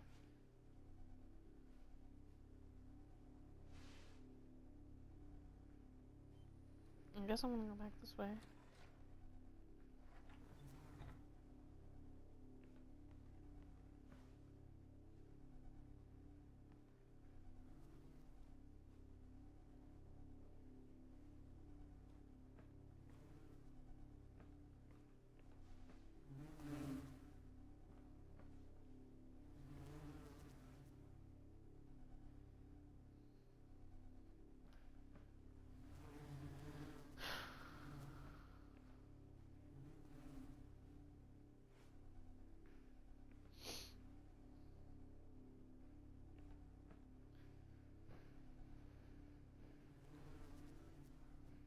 Okay, you are an hour behind me.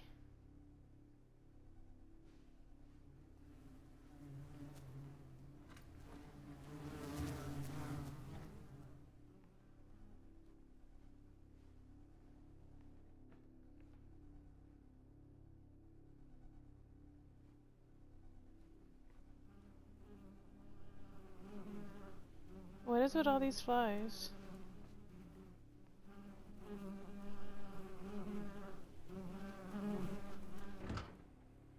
Oh.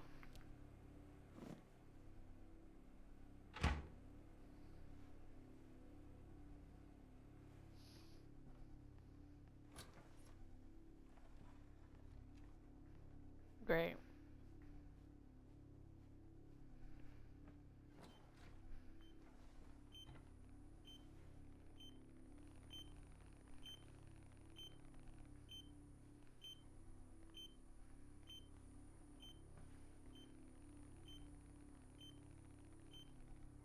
Where did I put this battery? Oh.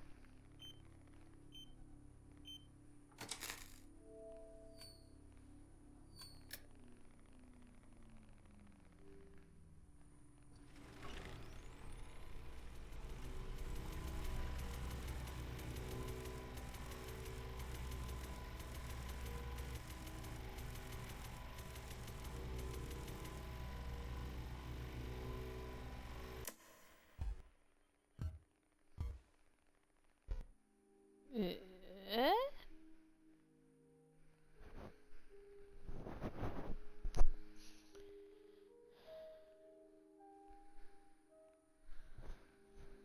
Ants. Super cutesy here.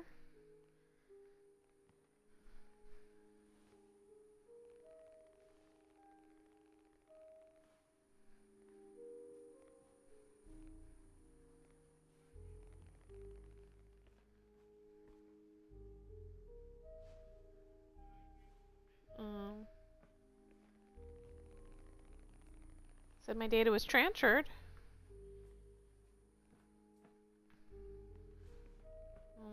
Oh my god, Jesus Christ. So we met. I'm so happy about it. I know you have questions. Well, as you can see, I made a special device to get you here to me as soon as possible. But somehow you end up in a different version of the game.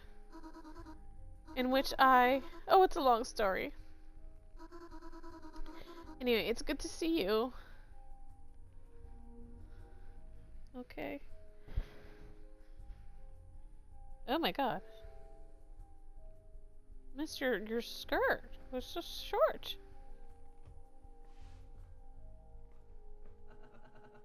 What is this, a school uniform? Why do you need it? Can't you go to school? School? No, I don't need it. But the uniform is cute. And it'll make me look cute.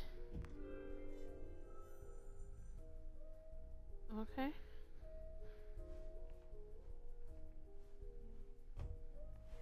I mean, I I guess if you're my girlfriend, then I'm supposed to get smooches.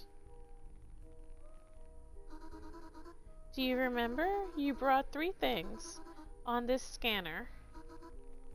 So, these things are connected to this version of the world. And now you're here. Yeah, I brought a spoon, a scrunchie, and a pencil.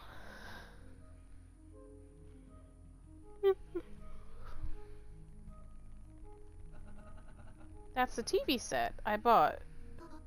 Yep, you said it was broken. Well, I wanted to give you a surprise to get you in here, so I cheated a little bit. Now the screen is showing the information, and by the way, I'm a bit of an engineer. Can I still play minigames inside? I was liking that aspect of the game. Little minigames for money.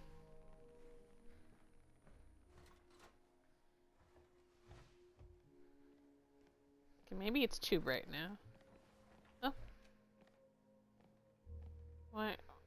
Can I not go to the bathroom in peace?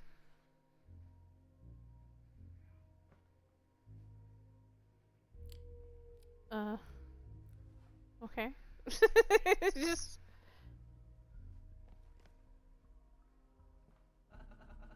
Why is this mirror without a reflection? Oh, right. I forgot to turn on the reflection. Oh, here we go. Now there's a reflection.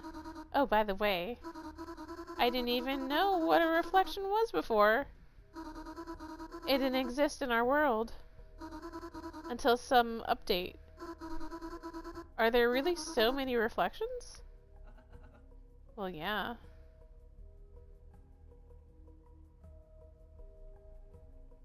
Okay, now the game's too bright. Hold on. Welcome in, Van288. I'm gonna turn down the brightness. How are you doing? Okay, there we go. now the brightness is bearable. Okay, well I guess, are you Mita? I am. What about you, Gloom? Wonder what about me? How did I get in the game? Let me explain. And here you are. Understood? I don't get it. That's okay. The main thing is that we're together now. Okay, I'm gonna save. How's the game? I've been considering playing. So this is a demo version so far, so...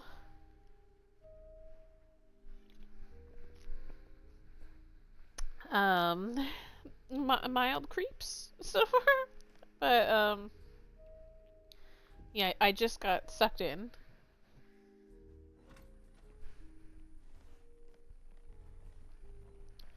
I have to see so far everything that I can do in here. Is this computer working? Or is it decorative? Of course, everything in here works like it does in your world. In my world, I often sit at my computer. I work. I know. And because of your job, you've paid so little attention to me. Oh no, that's why she's mad. Well, you have to make a living. How do you know? The phone's camera's sometimes turned on. She's been spying on me. I'm sorry, but I was watching. You know, that's a little wrong, but whatever. Yeah, this. What the hell is this? Creepy statue. Do you like this kind of thing? Spooky. Yeah, it looks like something pretty cursed. Well, she's definitely not cursed. She's not creepy, she's actually kind of cute. Maybe you're right. No, you're right, she's cursed.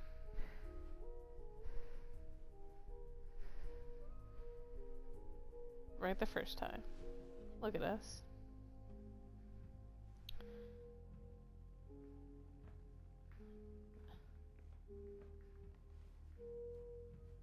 Okay.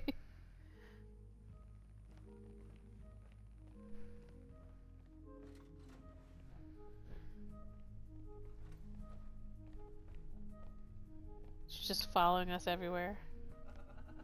Do you use glasses? No, but I can wear them. Do you want me to? Yes. Go ahead. Put on glasses for me. Yeah. There we go.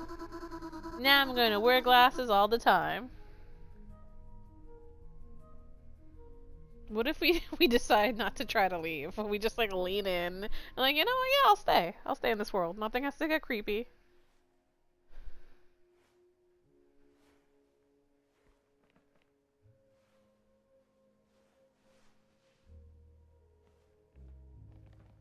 She wants me here, I'll stay. There are so many books here. Are you reading them? I've read them all. When I'm alone here, I'm really bored. How do I play this without my friends thinking it's a dating sim? Well, what's wrong with them thinking it's a dating sim? I mean, also, I don't think this technically is 100% a dating sim. This is more of like, um, more elements of horror, I would describe it. Like, it's designed to look like a dating sim, but the actual storyline is like horror.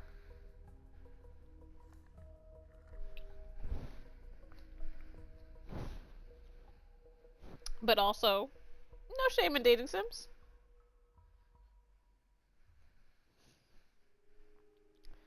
Actually, that's today's theme of my stream. I've been playing different ones. This is the third one on my list that I've played today.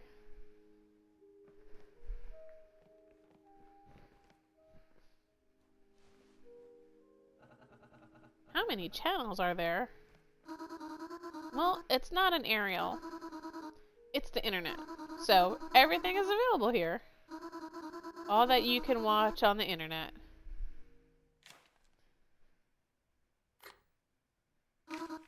Wait.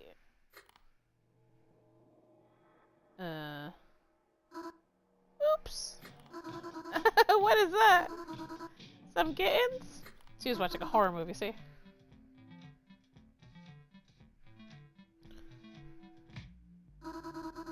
You know what? Now. Oh, that's pretty cool. Do you want some juice? Yeah, fuck yeah. Let's start to drink the juice.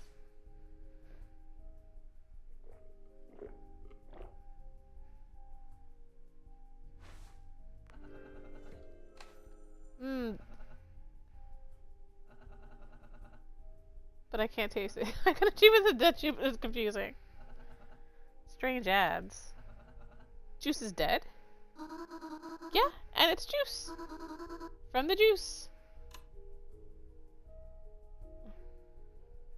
Okay.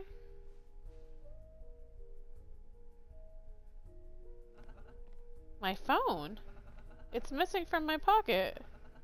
How did it get here? Well, it doesn't matter. I have an idea. Ready to take selfies? Okay. Watch this. That's a great picture. A keepsake. I have a question. What if I run a game on it? Would I see you? There won't be anyone there.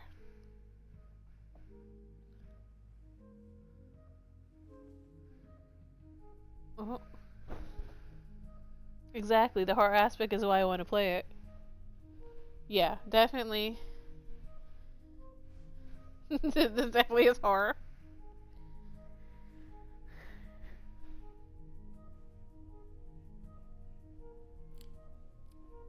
Okay. Her skirt's so swishy.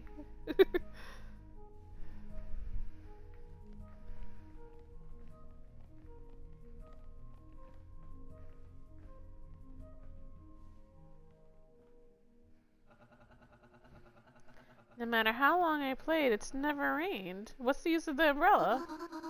Rain is very rare. You haven't seen it yet. Maybe one day you'll see it, and you'll need an umbrella.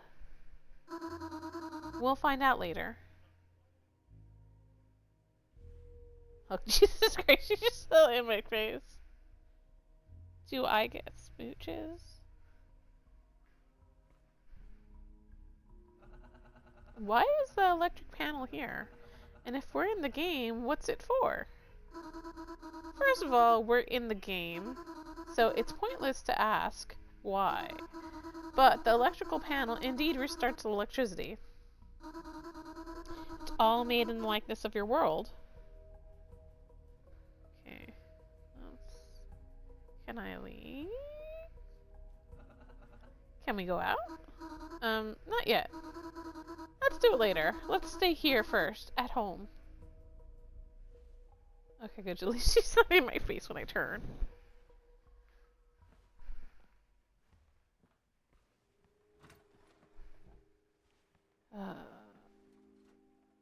Okay, there she is again.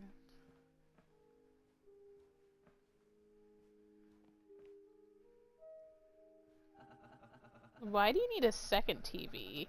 And an old one like this? You don't like it? I can remove it, otherwise. It's just for decoration. It decorates the kitchen. It's also working. I can watch old cartoons. I mean, yeah, second TV's not bad.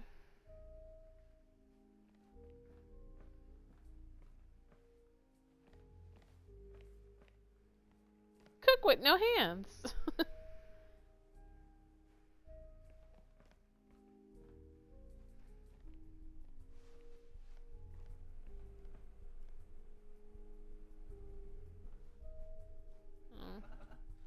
A ring?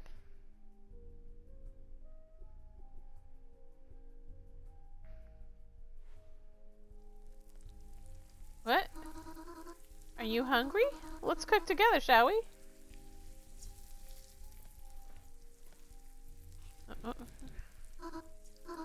Here, help me with these carrots.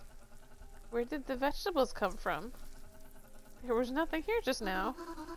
But we're in the game. Come on, help me out. Oh, okay. Chop carrots. I mean, now it's a real knife. Oh, okay. That's cool. Uses the motion of my mouse. So I move the mouse back and forth. I don't click anything, and it cuts the vegetables. She does not understand personal space at all. Let's get the scissors in the bathroom. She's okay.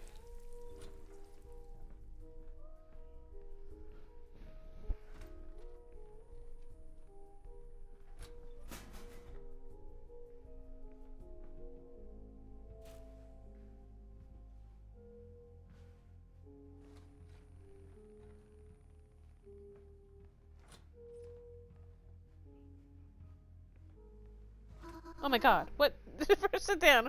What do you need scissors for? Okay.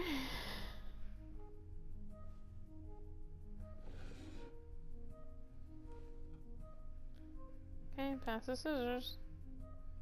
Oh, for the packet. Would you like some sauce? No. I would like sauce. Can I say yes? It just says refuse. I don't want to refuse sauce. I guess I have to.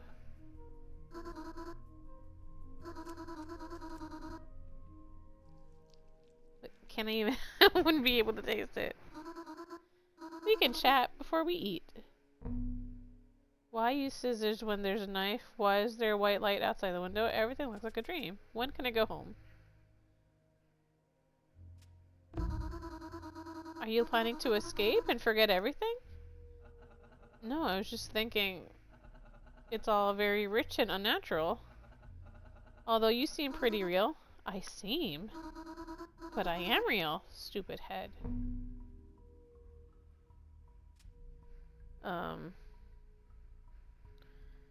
Yeah, if for some reason I can't have sauce at all.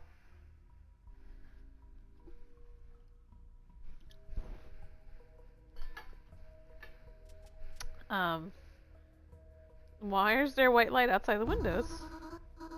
It's a periodic of this world. Might seem strange to you that you can't see things that are at a distance. It doesn't even seem noticeable. Looks classy. Yeah, it's all to avoid lags. Avoid lags? Yep, there are still bugs. I hope you don't encounter them. You know, why use scissors when there's a knife? Scissors and a knife? I can open the sauce with a knife. But I wanted to have this place ready to go by the time you got back. I love surprises. It doesn't take a lot of preparation. Yep. Okay. Is it super scary yet for you? It was scarier earlier, before you got in. Now it's just kind of like unsettling. I don't want to say when can I go home. I feel like no. Of course, you can stay here. I don't mind. And I'm all for it. I'm just gonna say bon appetit.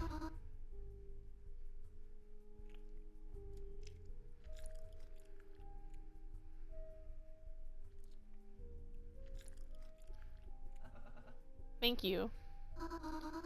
Have you eaten all of it already? My portion seems endless. Okay, let's put dishes in the sink. Oh no, why is the music getting weird? Mita? What's going on? Oh no, something's gonna happen.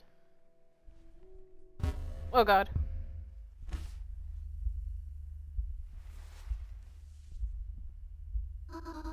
What's wrong? Tell me you see what you see and feel. My heart prickles, my eyes are buzzing. Okay, I know what's wrong with you. Can you get up?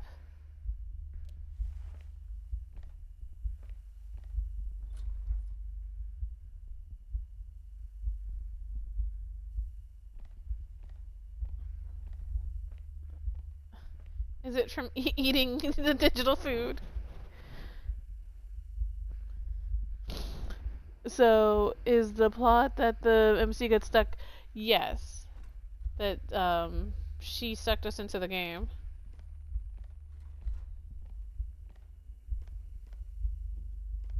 What's happening? Oh, pills? What's this? Pills? You'll feel better immediately. Stand in front of the mirror.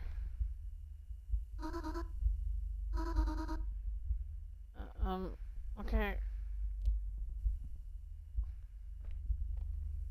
I don't know what she's. Oh. How's it going? Getting better? Yes. Did it work so quickly? Then we're in the game. Everything is much simpler here. You make the smallest of efforts, but the result is unusually much more extensive. It's a game condition. Simplification. Like what? Carrots? You cut one, or three will be ready at once. Look, this is all so sudden, and this situation really scares me.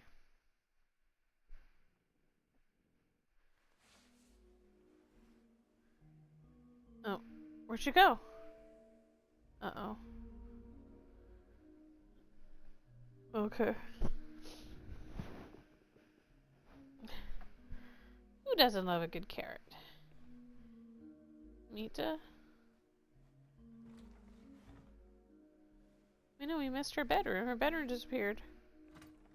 Huh? The layout of the room's different.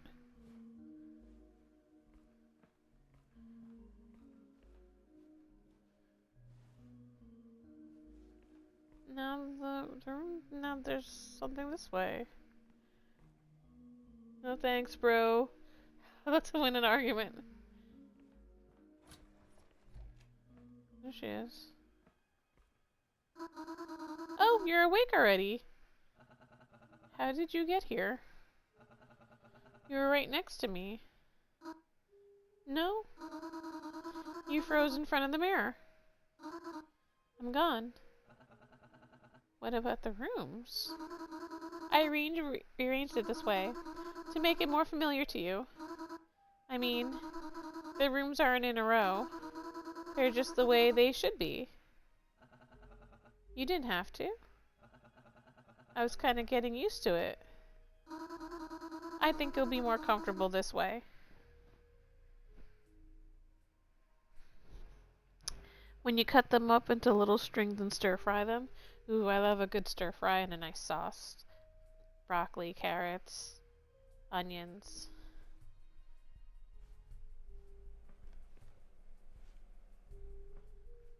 Okay.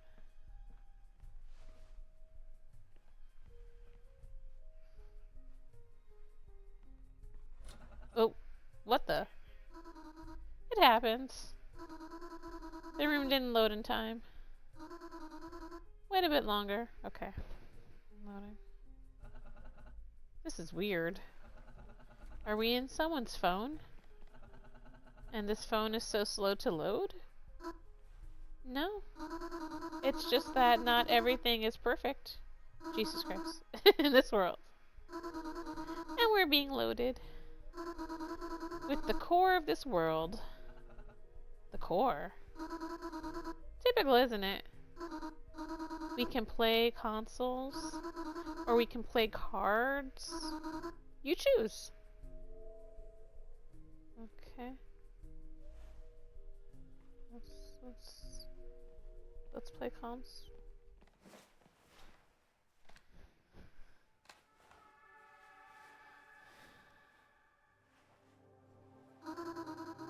What are we gonna play? Milk Scandal? This game we're gonna play.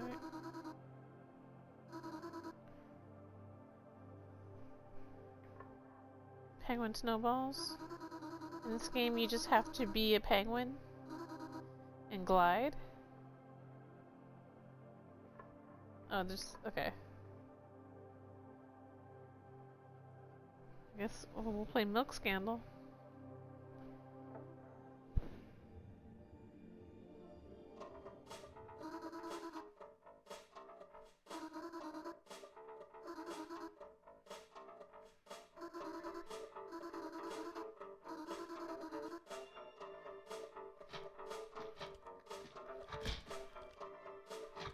Oh.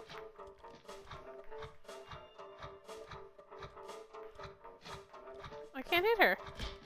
There we go.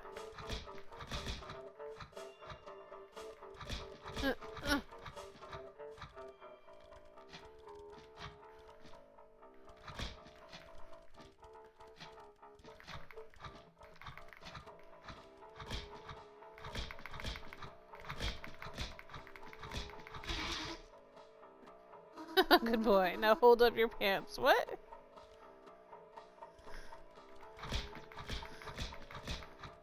And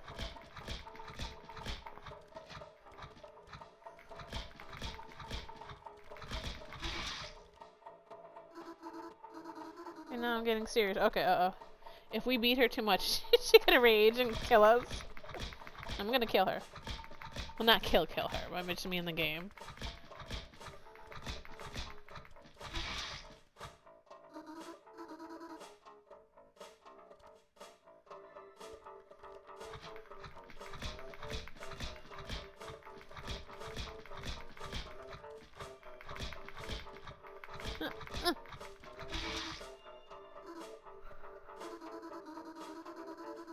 My fingers are amazing. Thank you.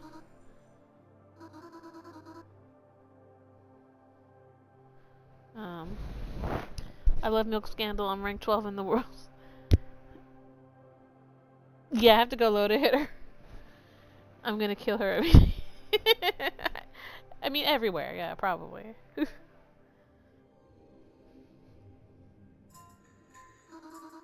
It's as simple as that. Okay. Collect snowballs. Okay.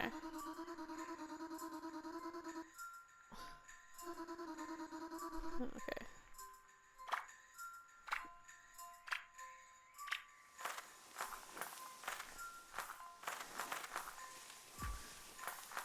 Uh, what?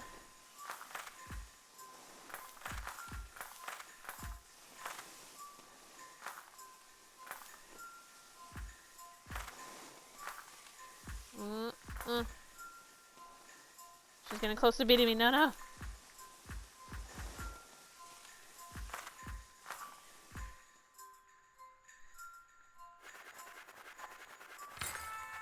Yeah. Wow, where are you going with that much?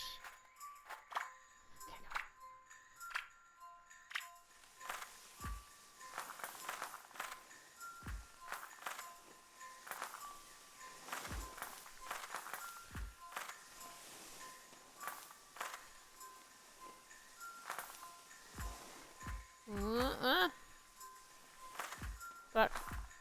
Get. Fuck. Oh, fuck, she beat me. Wait, no, there's one more. She's gonna get it. Fuck. She beat me that wrong.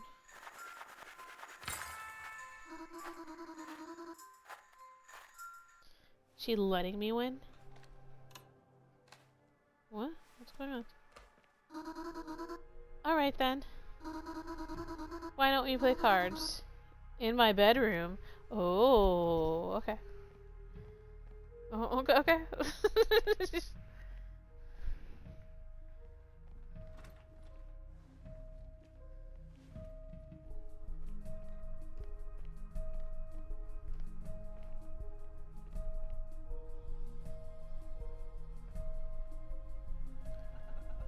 What happened to the portal?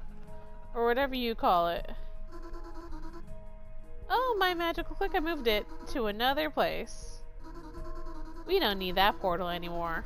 It will be in our way. Okay.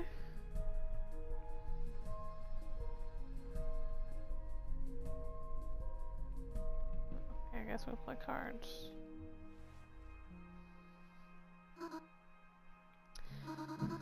Okay, shall we start the game? I'll tell you briefly. The chip indicates the type of damage, like health. We lay down the cards. If you have more lives on your card, oh god, this is like Pokemon or Yu-Gi-Oh. I didn't know. I thought we were gonna play like Go Fish.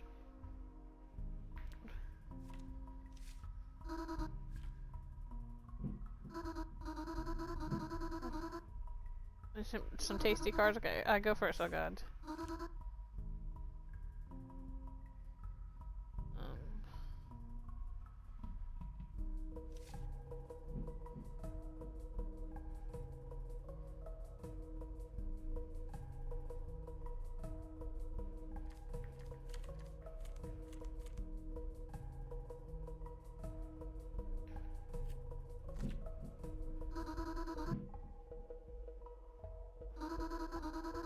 It's all about. Okay.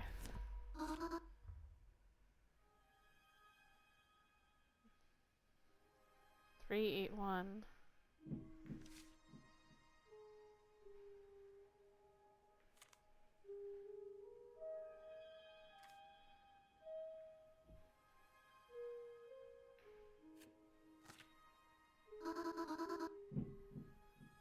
I don't know what I'm doing in this game. Look at the defense.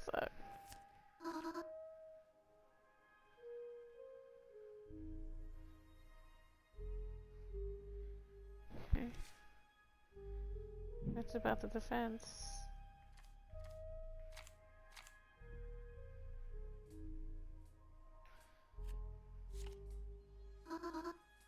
Oh, you.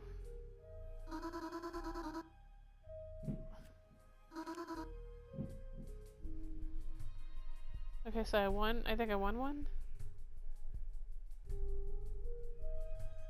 Oh, so this one's about the power. Okay.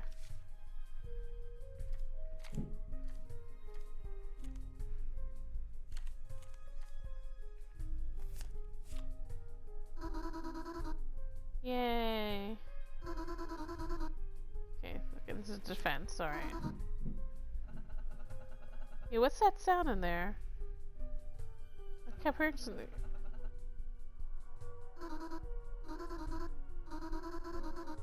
Oh. Knocks like someone's in there. But there's no one there. I want to check it out. It's very strange. Why? Open.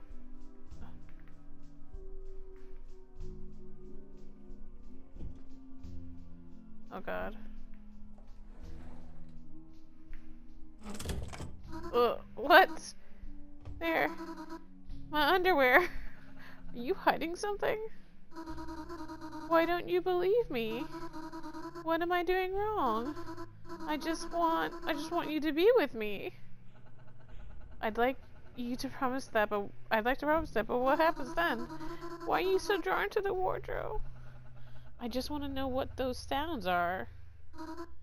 Just this world? It's just these 4 rooms. Isn't that enough for you? Why don't you just try to stay with me? I get it. Again. If you want to know what's in the... then do it now. And find out. Oh.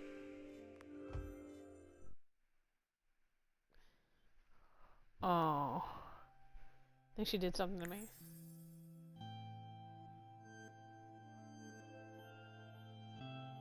Oh, I've completed the game? Okay, this is just a demo though. So, I guess, like, had I stayed with her... I completed the game in 46:56.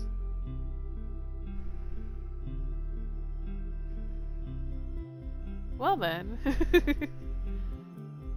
So I wonder how the full game is. Definitely, I bet the full game is a lot more.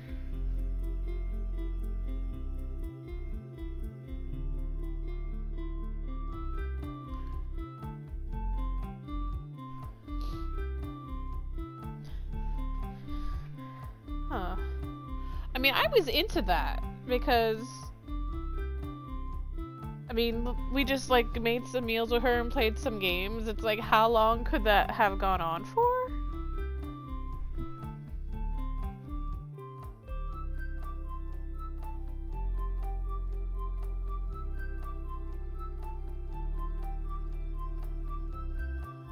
Okay.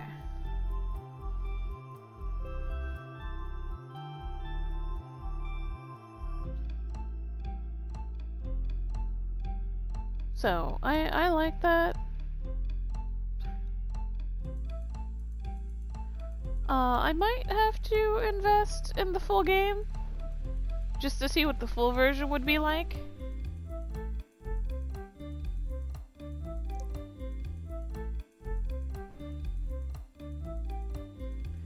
Oh, hold on. Let me show. Let me show what I'm just waiting on a YouTuber I watch to finish their Let's Play of this game so I can see what happens. From what they've played it so far, it's gotten really interesting. Yeah, I hope it's a lot more than, than what I've seen. This is her original. I got her school outfit. Oh, there's a vampire. Ooh. Oh, I don't have that one.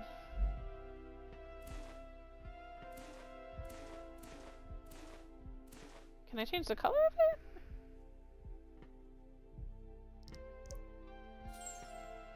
Ooh. I like that. Oh, and I have different colors of the uniform. Oh, that's nice. Same thing.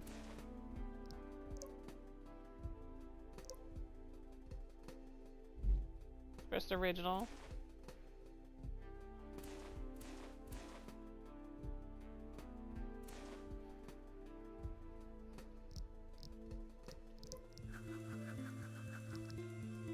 So I got 75% achievements. So I got Clabber. Oh, it doesn't tell me what the achievement is. I got Snap of Darkness, Dead Juice. Okay. Yes, let's quit the game.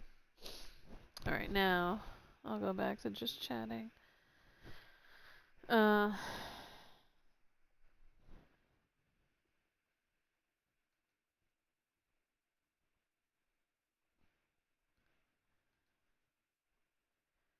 Okay.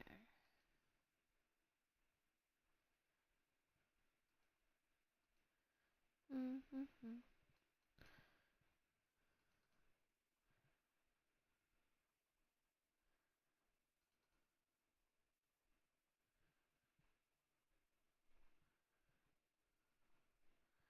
I thought I opened this already. Hold on. Oh, I did. I clicked the wrong one. Okay.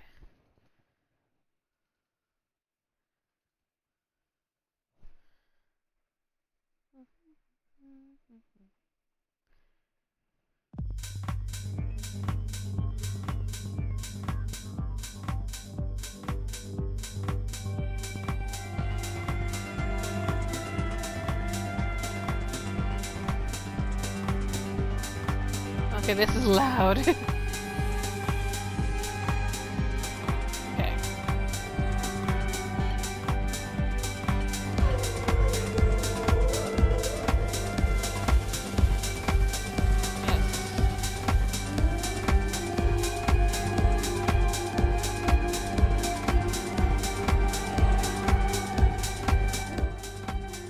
Okay, let's lower that. Lower that down.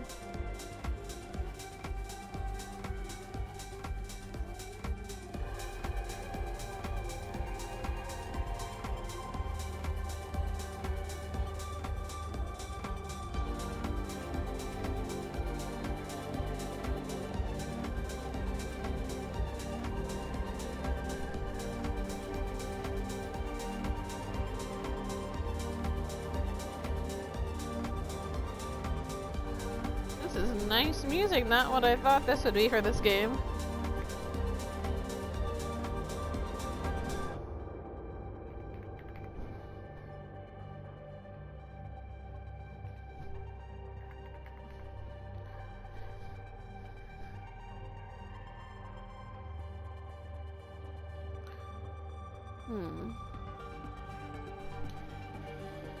Okay.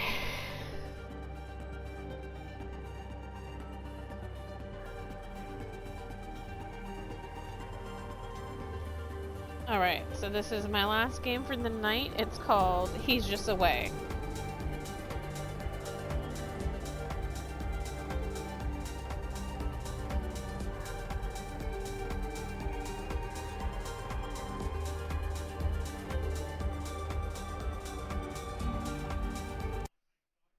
Can I type my name?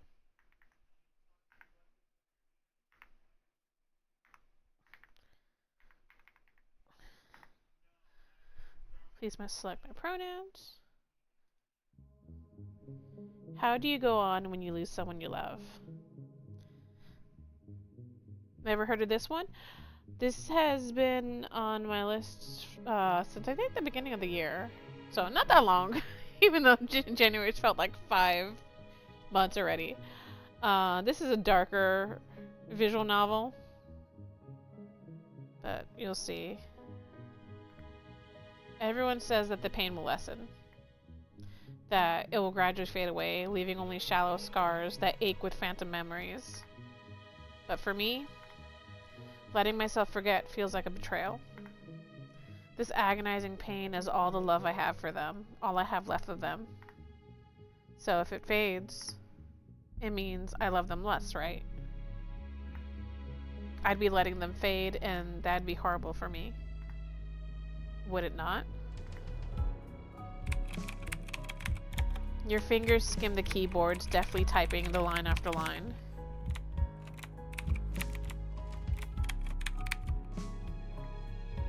You've been working on this for months, barely breaking to eat or sleep. Hell, you've barely spoken to your friends. Maki often video calls to check in, but to be honest, it gets harder and harder to hold conversations. You're tired of seeing her worried and disappointed eyes. You lean back in your chair, rubbing your eyes tiredly before stretching your arms up to elongate your spine. A series of pops sound and you wince. You never did like the sound of crunching bone. Usually you'd tell Seto off for cracking his knuckles. Slumping forward again, your fingers resume ghosting over the keyboard. The soft click-clacking and the hum of your computer are sounds you've long grown accustomed to finding comforting in the dead of the night. But it's late, even for you. You're tired. And you keep making mistakes in your code, leading you to tediously correct yourself. It's slowing down your progress. But you need this done. You don't think you can last another day without him. It's been so quiet. So cold. You miss him. So much. An hour passes, and you feel the weight on your shoulders gradually lift as you reach the end. Finally, after months of sleepless nights, awful coping habits fueled by caffeine, and whatever medication the sentient tech psychiatrist prescribed, you'll see him again. Just one more line of code. As you type the last symbols into the interface, you click the buttons to finalize and export. Your screen flashes. Code complete. Initialize Project Heaven? The screen flickers with glowing blue buttons. Your hand shakes as you glide the cursor over the yes button. This is it. Just one click, it'll be like he never left. Blinking, your hand stills. An unpleasant feeling lurches from your gut, piercing into your heart. You shake your head furiously. Denial. Anger. What am I saying? He's just away, that's all. This is temporary. He'll understand. You click the mouse and watch as the loading bar appears. Uploading data to Project Seto. 12%. The light flickers as you follow the cables, a tangled spaghetti-like mess connecting your computer to a humanoid lying on a metal surgical table. Seto. Your fingers trace the synthetic skin on his face, running down to gently rest where his heart is. The artificial construct pulses softly. A metallic imitation of life. But it remains a temporary placeholder for you to spill your endless love into. And you decide that's good enough. For now. 36%. Squinting, you take in the details of the synthetic's face. Long lashes, long silky hair, high cheekbones, and even the scar over his left eye. Everything is as it was. Nothing is different. Because nothing is different. Wow, macchiatoed herself with this synthetic. He looks just like him. 37%. Your heart skips a beat, and for a split second, the motionless android is merely sleeping. Furiously, you shake the lapse of thought loose. This isn't him. The real Seto will be back soon. He's dead. You chuckle softly, eyes flickering to the Polaroid taped to the wall with the cat sticker. I can't wait to see him. He'll probably be weirded out by his android double, but he'll laugh about it.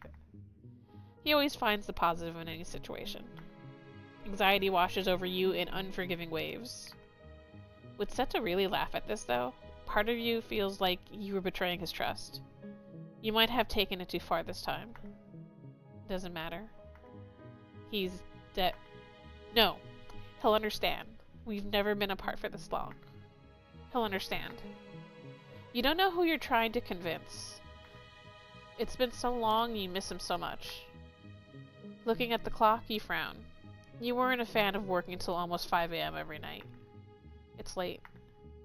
Seto would have scolded me for this. A soft smile spreads across your lips as you remember those late nights, sneaking into bed quietly after working until the wee hours of the morning. And Seto would catch you every time without fail. He would sit up in bed, frowning cutely. His long hair would be rumpled and falling out of his bun. Starlight. Well, well, well, look who's finally decided to show up, he would murmur sleepily, crossing his arms and mustering a tired, pretend frown. A sheepish grin and a soft kiss from you were all it took, and his facade would melt away as he gathered you into his arms. The smell of clean laundry and the scent of his jasmine shampoo would calm you down as he kissed your forehead. He would always sigh, his breath hot against your temple, whispering how you worked too hard and deserved a break, but also how he loved your passion for your work. And in return, you would always say that you wouldn't be so passionate if it weren't for him. 18 years together, middle school sweethearts. Yet it would never fail to make him blush. Sleep, he'd always say as he would bury his face into your neck to hide his flushed cheeks. Tomorrow's another advent. You slam your hand to the table. I need to focus. You look back at the screen next to the Android. The number has barely changed. Sighing, you turn your attention to your email. The inbox is nothing but copious emails from your superiors back at Ascension Tech. You scan the subject titles one by one. Progress update request, Heaven AI chip, one-on-one meeting request, Hajime Michimiya. What do you think of this game so far, Zakaria? Funding discussion, Heaven AI project. Check emails. Let's see. Let's look at this one-on-one meeting request. That's unimportant. Gloom. I am still waiting to receive an updated report on the Heaven project. If typing up a whole new report is too much right now, then let's chat over video call and catch up instead. I've sent a meeting request to a free slot in your calendar. Please be present. Regards, Hajime. Okay.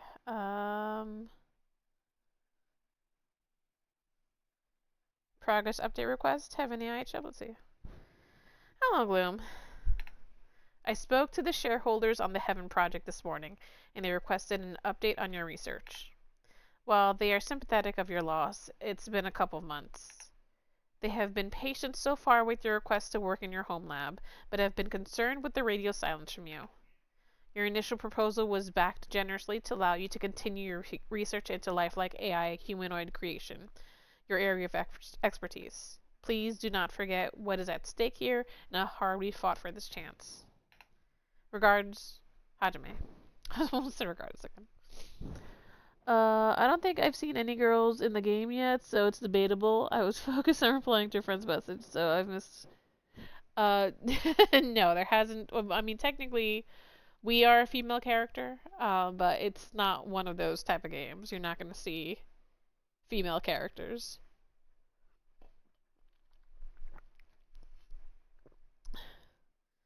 But don't worry.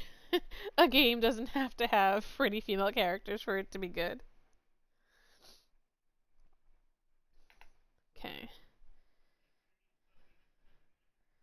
Yeah, this is a more darker visual novel game. Okay. Gloom. Unfortunately, I cannot abate the concerns of all the investors anymore.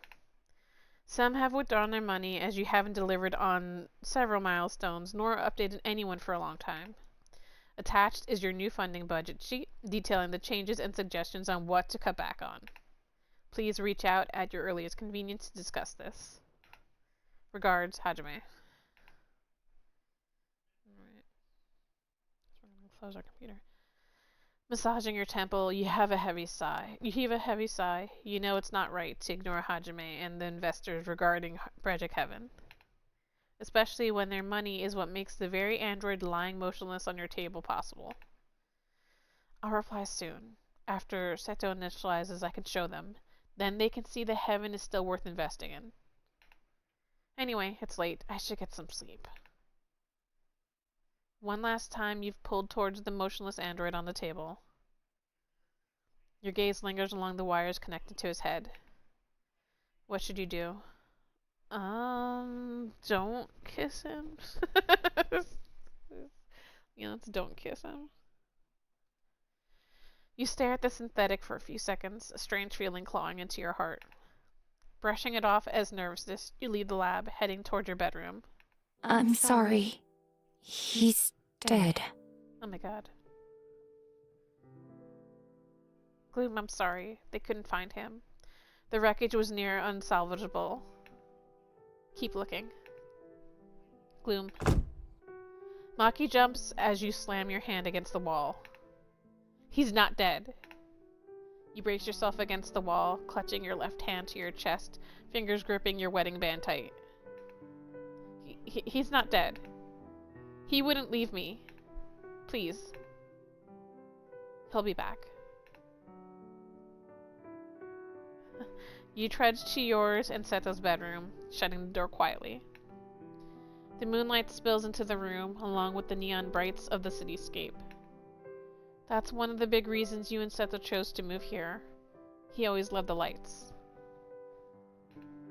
Seeing them is just proof of what we've all overcome. Nothing ever gets you down, does it? The bathroom door slides open with a soft hiss, and you start getting ready for bed. You splash some water in your face, the cold droplets running down your neck. You then stare into the mirror, acutely aware of the dark circles framing your eyes. The rest of your skin is even looking a little dull. No doubt a result of all the stress and sleepless nights. Reaching for the drawer, you slide it open and grab a bottle of pills. Tipping 2 out into your hand, you swallow. You swallow them both, washing it down with water from the tap in front of you. Ascension Tech's in-house psychiatrist claims these would help you sleep. But to be honest, you haven't felt a single benefit from them at all. You drag yourself to bed, lifting up the covers and sliding in, leaving plenty of room on Seto's side of the bed. You grab your phone, deciding to flick through a couple videos on social media. Cat video, another cat video, a review of a nearby restaurant. You sigh and navigate to your messages, tapping once to open the inbox. You have a few voicemails.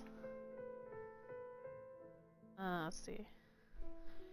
Voice message from Maki, voice message from Masato.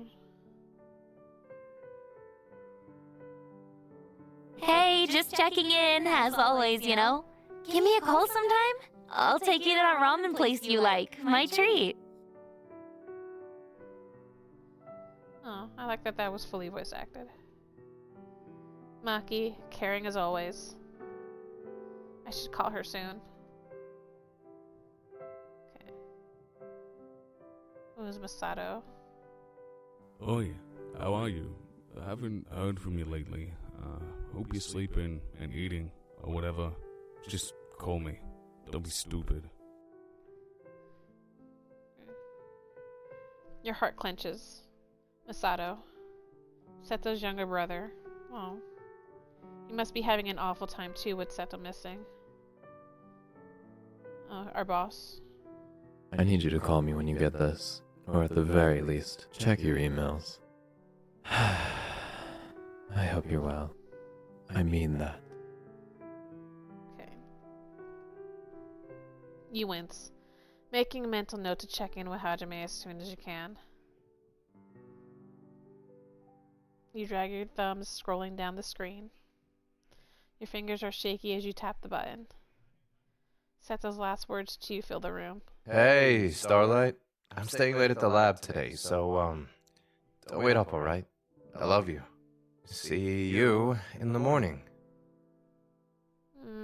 Was that his last message to us?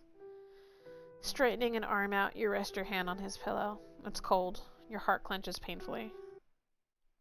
You shake Seto awake, fingers trembling while you attempt to poorly hide your sniffles. Starlight. Your beloved husband stirs, rolling over and murmuring a muffled, "What's happening?" As his eyes adjust to the darkness, he realizes that you're not okay at all. He bolts upright, flickering on the lamp and reaching for his glasses on the bedside table. Hey. What's wrong? Are you hurt? I had that nightmare again. Seto's eyes soften as he lays back down, opening his arms for you to curl up against his chest. I'm sorry for waking you. Starlight. I'd only be annoyed if you didn't wake me. But you have work tomorrow. You'll be tired. I should have just... Your protest ends in a muffled as you realize Seto has pressed his lips against yours. He pulls away, grinning triumphantly while you glare at him, trying not to laugh. What is one night of good sleep if tomorrow's reality is finding out my lovely spouse has suffered alone? You softly and snuggling closer, your head resting on his chest as his fingers gently card through your hair. Was it the same nightmare? Yeah, it's always the same. Hey. The one where you lose me? Don't even say it. Saying it won't make it real, Starlight. I don't have superpowers, and if I did, I'd manifest something much better than me dying. You slap his chest playfully, laughing softly as your husband goes into detail about how he would bring his favorite fantasy world to life just for a day. He reaches a hand up to intertwine his fingers with yours. Starlight. You won't lose me. Okay, that's fully you. Never say that. That's always death for characters. You promise? Of course, I'm invincible. Plus, who would get the cockroaches for you and toss them over the balcony? I can't have you dealing with that on your own. The gods already know that you'd move out first rather than arm yourself with some bug spray. Shut up. He laughs and kisses your forehead. You smile up at him, basking in his adoring gaze. I do feel a lot better, though. Thank you, Seto. He sighs dramatically. I gave you a cute nickname like Starlight, and I get a plain old Seto? Haha, you know I'm bad at nicknames. Humor me anyway? He chuckles and moves to brush a strand of hair out of your face. You think hard, trying to come up with something for your dear husband. You come with asteroid, atmosphere, Uranus.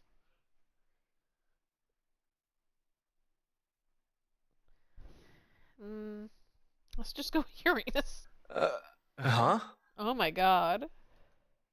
Hey, I said I was bad. Why is it butt themed? Because you have a nice ass? This is all I am to you, huh? Just a piece of meat? He pretends to glare, but you can see the corner of his mouth twitch. Yeah. Now bring your asteroid into orbit over here. You gesture for him to crawl on top of you as he stares at you incredulously. Hey. Please don't tell me this is how you're going to initiate sex from now on. This is the captain to Star Command. I have sights on a large shuttle about to enter the atmosphere. You squeal as Seto climbs on top of you and puts his hand over your mouth. Alright, enough of that. You playfully try to bat him away, but he pins your wrist down to the bed, hovering over you. You both fall silent, looking to another one's eyes. The romantic staring contest continues until you break first, your face flushing as you turn your head to the side. In response, he lowers one hand, using the remaining to grasp both your wrists tight, still pressing them against the bed. He grips your chin with the other hand and makes you look at him. You shut your eyes. Starlight. Hey, Starlight, look at me.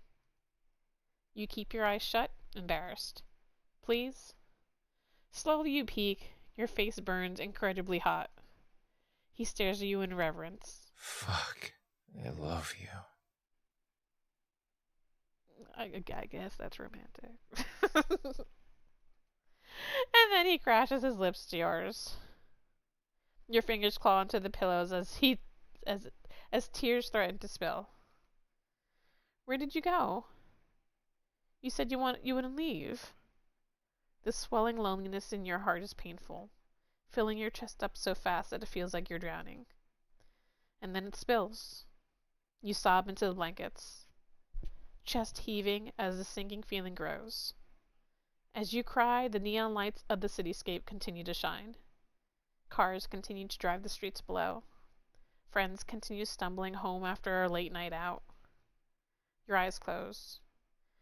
And life as you know it goes on, without him by your side.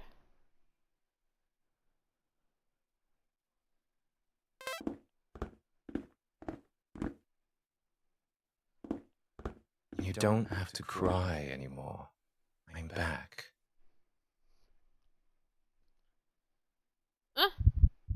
You sit up, hand flying to cover your mouth. Your chest hurts as your breathing is strained.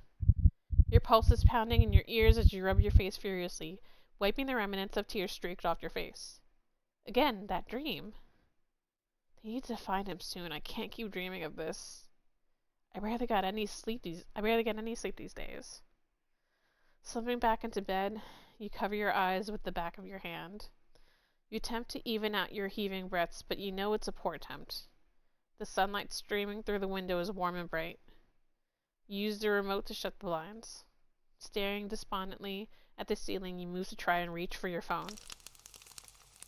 Huh? Dread grips your spine as you distinctly hear sounds coming from the kitchen. Is someone visiting? Maki, maybe? Maki's never done this before. She would have called.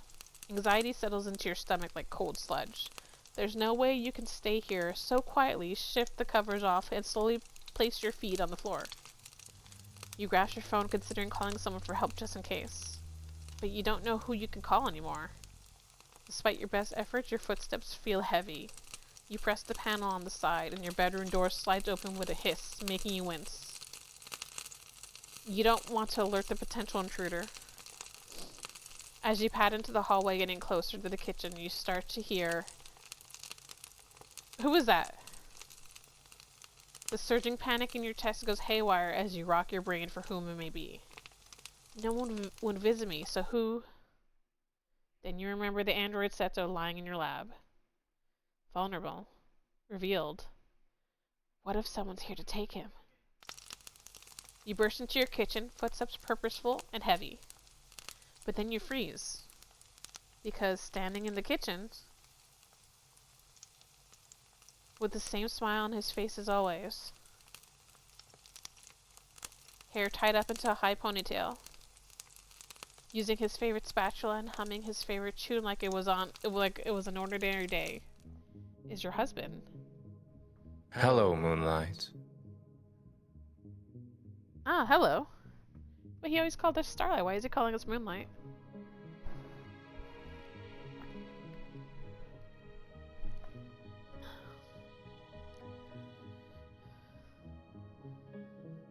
You stare in disbelief, unmoving, frozen. You've dreamt of this moment, but now that it's happening, you find yourself paralyzed. Unable to say a word as tears well in your eyes. Seto frowns and sets down the spatula. He returns to you, his expression layering with concern as he looks over your face. Moonlight, are you alright? His hand finds its way to your forehead, checking in to see if you're unwell. Something he always did. But his hand feels off. Smoother.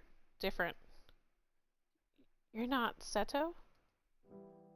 Seto cocks his head to the side, a familiar gesture of confusion. He withdraws back, but only enough to take both of your hands with his instead. Oh. Of course I'm your Seto. Is that not what you named me? The android.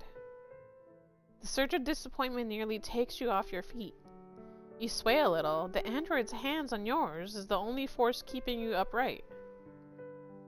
Seto continues to look at you, the frown deepening between his brows.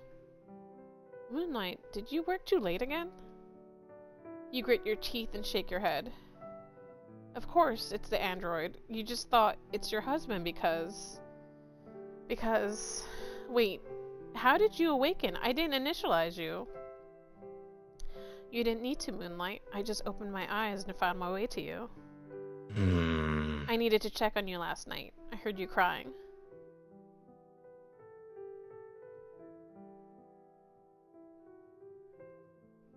He murmurs worriedly, his hand stroking your cheek.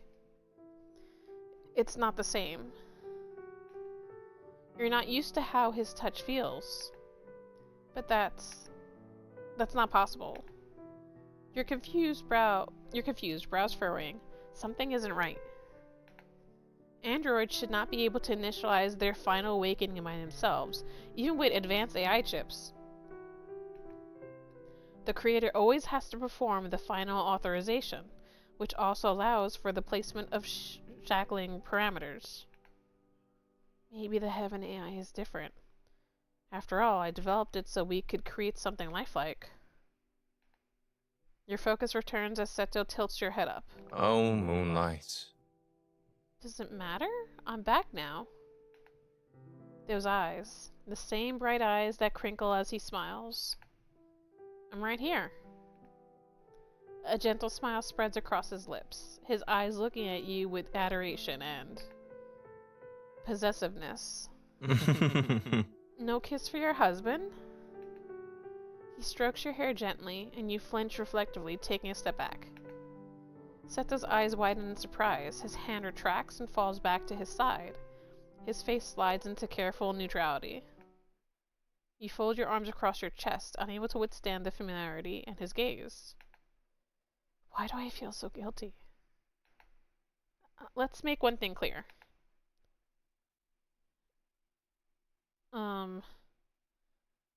You're not the real Seto. You watch as the android's facade remains nearly intact, until a small narrowing of his eyes mars the near-perfect mask. Oh. Of course. He lowers his head slightly, looking down as if placating you, showing submission. I'm sorry for overstepping. That's right, you're still in control here. You made him. You shake your head, guilt sinking into the pit of your stomach. What am I doing? He's newly awakened. We haven't even run diagnostics yet. I'm sorry, Seto. I can still call him Seto, right? You didn't do anything wrong. Seto smiles placatingly. It's quite alright. I'm sorry I startled you. I assume you don't get androids who awaken by themselves very often. You shake your head. Try never. Awakening is a delicate procedure. It is meant to be the final step before realization for an AI. It consists of several intricate steps to ensure that the artificial brain, heart, nervous system, and logical processes work. It also allows the creator to place the proper shackling mechanisms on the system. After all, an unshackled AI can be disastrous. A soft chuckle snaps you out of your daydream, and you watch Seto lean over, bending down to your eye level. Well, I must be special then. I've never had anyone do something so stupid to win my affections. Around and around you go, trying to catch every single nanobot currently buzzing and darting around like a cacophony of sentient jelly beans. But how can you stay mad when his very laugh could part the clouds of doubt from your mind just like that? Well, I must be special then, hey? I suppose you are. You swallow thickly before peering past Seto and towards the stove. He had turned the heat to low before coming to talk to you, so whatever is in the pot is slowly simmering. And smelling really good. You couldn't remember the last time you had a home-cooked meal. These days, it's all about frozen rations, straight from the Ascension Tech employee supplies. Supplement pills, Tetra-packed vegetables and meat. Not the best, but it did the job. Seeing your curiosity, Seto turns back to the stove, stirring the pot. I made you some rice porridge with egg, wonton crisp, and spring onions. It's your favorite. You nod slowly. The comforting smell wafts through the kitchen, forcibly dragging memories that you miss dearly to the front of your mind. You force them down. He carefully ladles a bowl for you, topping the delicious-looking porridge with a smattering of spring onion oil and a handful of crunchy deep-fried wonton pieces. Placing the bowl on the table, he pulls a chair out, gesturing for you to sit. Come, Moonlight, it's no use starting the day on an empty stomach. You obey, and he pushes the chair in, bending down to softly kiss you on the cheek. Your face flushes. He chuckles, running his fingers through your hair before his hand settles on the back of your neck. Why are you blushing? I'm your husband. His fingers softly stroke at your nape. Yes and no, you argue within yourself. You did program him with those memories, but...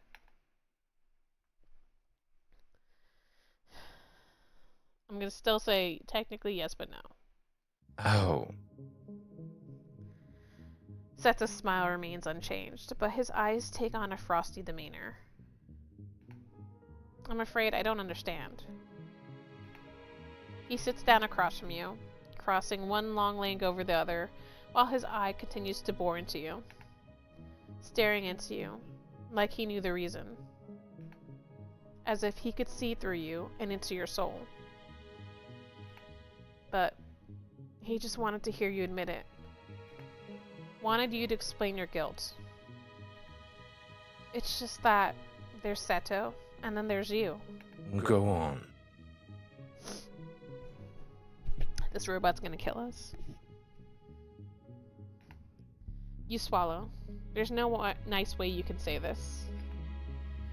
You're A placeholder. You drop your spoon. That's not what I meant. But that's exactly what you meant. He cocks his head, his eyes blank as the lens inside the artificial iris shift. Don't be scared. Spouses should be honest with each other now. You nod stiffly. You're right. They should be. His eyes soften. Good. I'm glad you agree. I'm sorry. There's no need. You gave me your honesty. It's all I could ask for. His smile is cold. It doesn't reach his eyes. He reaches over, picks up your dropped spoon, and hands it to you. Now, eat up, Moonlight. You'll need all your strength, won't you? I wonder if we're gonna address that he keeps calling us Moonlight, and in her memories, he calls us Starlight.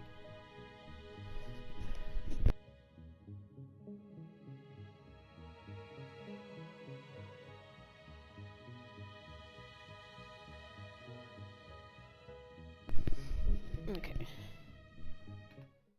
You dip your spoon into the steaming congee, bringing up a spoonful to your mouth. You blow on it softly before eating the rice porridge. It tastes exactly how he used to make it. You look down and notice that he even used your favorite spoon and bowl. It just tastes better in that bowl with that spoon.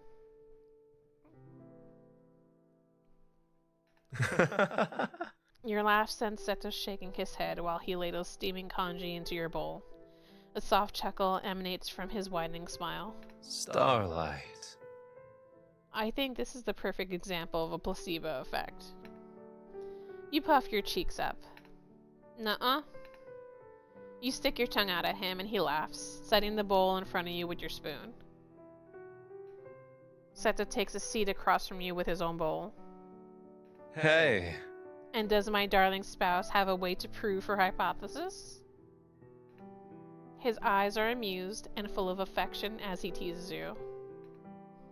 You hold a spoon of your congee up to his lips, urging him to eat it.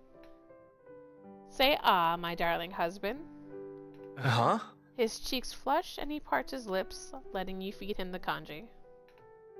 Now swallow. Seto swallows the congee, humming. Good boy. His eyes widen and he nearly chokes. You can't. This early in the morning. Oh my. You giggle. You. But it tasted better, right? You put a spoonful in your mouth, savoring the flavor and comfort of the warm rice porridge. Seto regains his composure, walking over to your side of the table and bending down to your eye level with a playful smirk on his face. It did, but... His hand finds its way to the back of your head, pulling you closer. We should test more than one variable for the sake of a fair experiment, right? You squeak as he presses his mouth to yours, tongue running along your lips. You gasp and part your lips, allowing his tongue to push inside, pressing against yours as your eyes slide shut. Your fingers grip the front of his shirt as he stands, pulling you with him and holding you close. Not enough.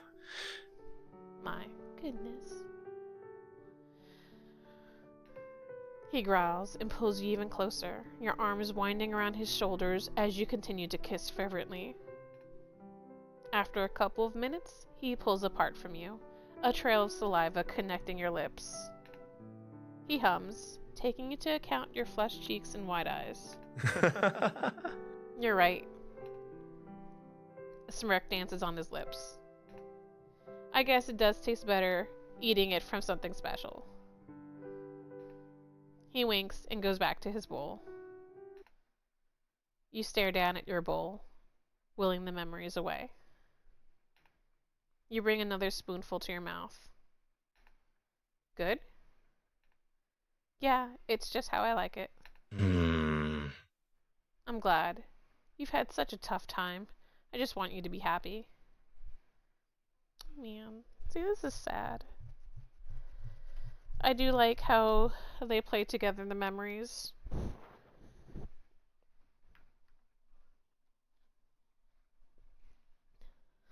Sad and sexy. That's what the game will be. Sad and sexy.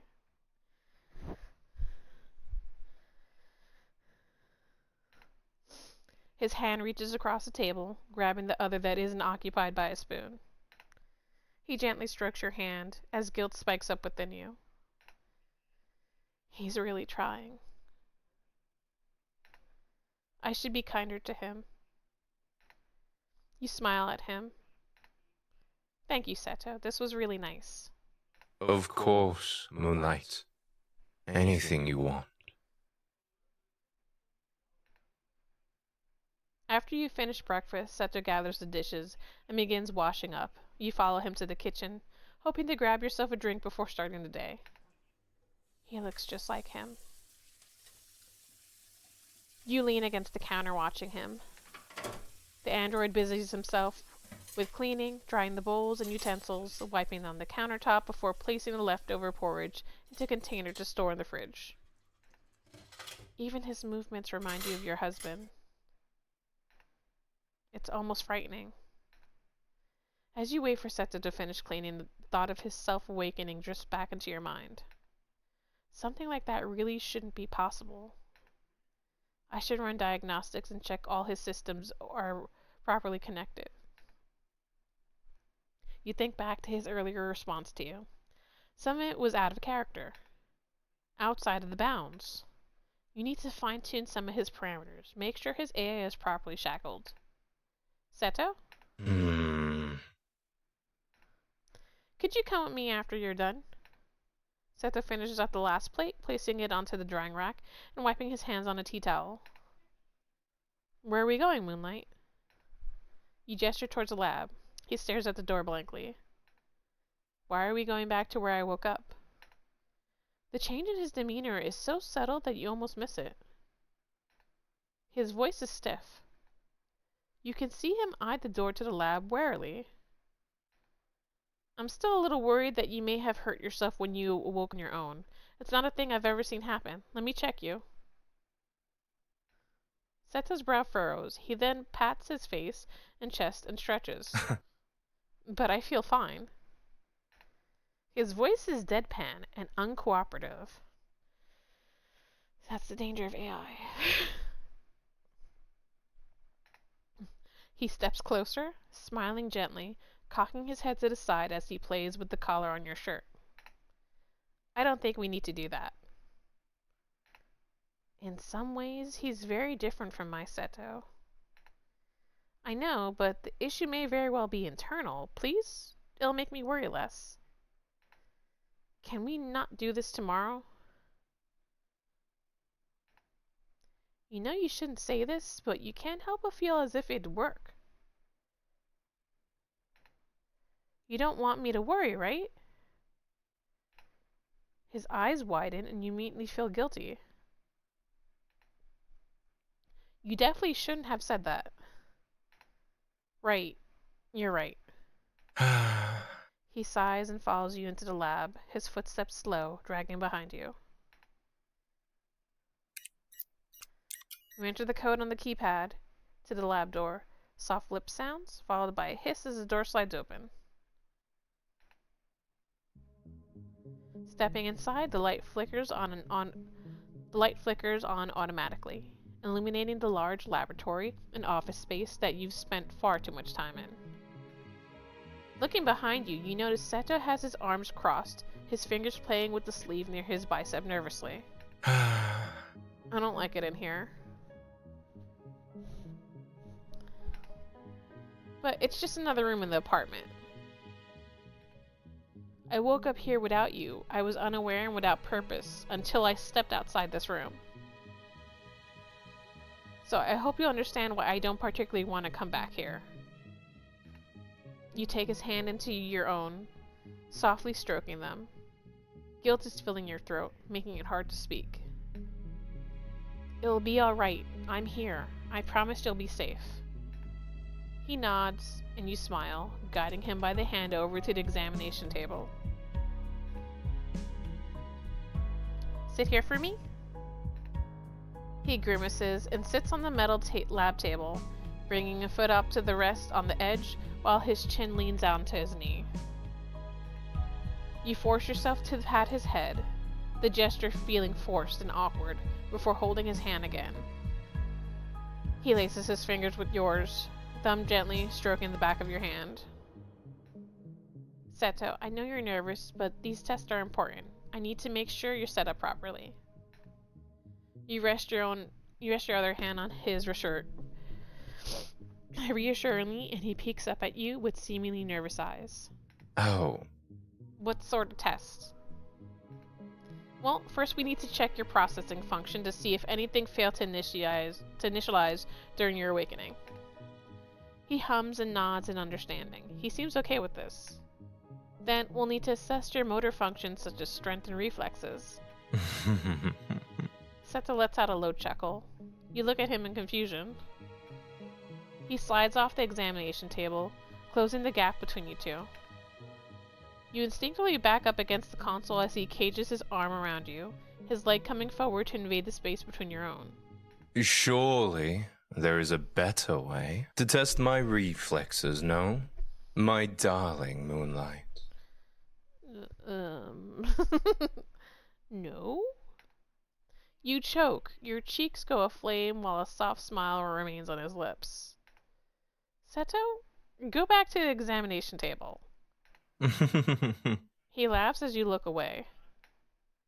Well, at least he isn't nervous anymore. My darling love, so bashful, even though we've been together since when? Middle school? You bite your tongue. Recalling the strange behavior during breakfast, you decide to not remind him that it's you and your husband, Seto, who have been together. Not this android. Maybe this is something I need to correct in the code. Your smile, however delayed in response, pleases him. He beams, eyes creasing into gorgeous crescents. Turning around quickly, you cough and grab several electrodes, walking towards him and gesturing back to the examination table. Please? He hums pleasantly. You're cute when you say please. You turn your head away, and he sits, albeit reluctantly, and you affix the electrodes to his forehead and neck. Alright, I'm going to open your diagnosis port. You ready? Oh. He frowns again, earlier bravado slipping away while he resigns himself to examination. Seto sits back down on the examination table, his right hand nervously gripping the side of the steel surface. As ready as I'll ever be. Running your fingers along the back of his neck, you find the seam and press your fingerprint onto the hidden biometric reader. You hold it against the synthetic flesh for a few moments until a blip and a soft hiss sounds as the back of his neck separate left and right into two halves, revealing a port. You look down and see Seto gripping the edge of the examination table even tighter, hands trembling. Are you alright? Of course. His voice is forcefully steady, but the shield of bravery has cracks, and a whisper of anxiety slips past his defense. You lay a reassuring hand on his shoulder, and he lashes onto that hand like a lifeline. Stroking your thumb across the back of his hand, you try to comfort him. He looks back at you, smiling stiffly. I'm afraid your husband isn't the bravest. I'll try and be quick, okay? He nods and swallows thickly. Letting you resume your examination, he tightly grips the side of the table once again. You grab the transfer cable and hold up the end of the port. This will be over soon. With a deep breath, you plug the end into the port, turning it once to lock it in place. Yeah. Seto makes a rattling gasp, an unpleasant sound. His body stiffens. He doubles over slightly, hand covering his mouth, while the other tightens its hold on yours. Does that hurt? Do you need a minute? You try to gently soothe him by running your thumb back and forth along his hand.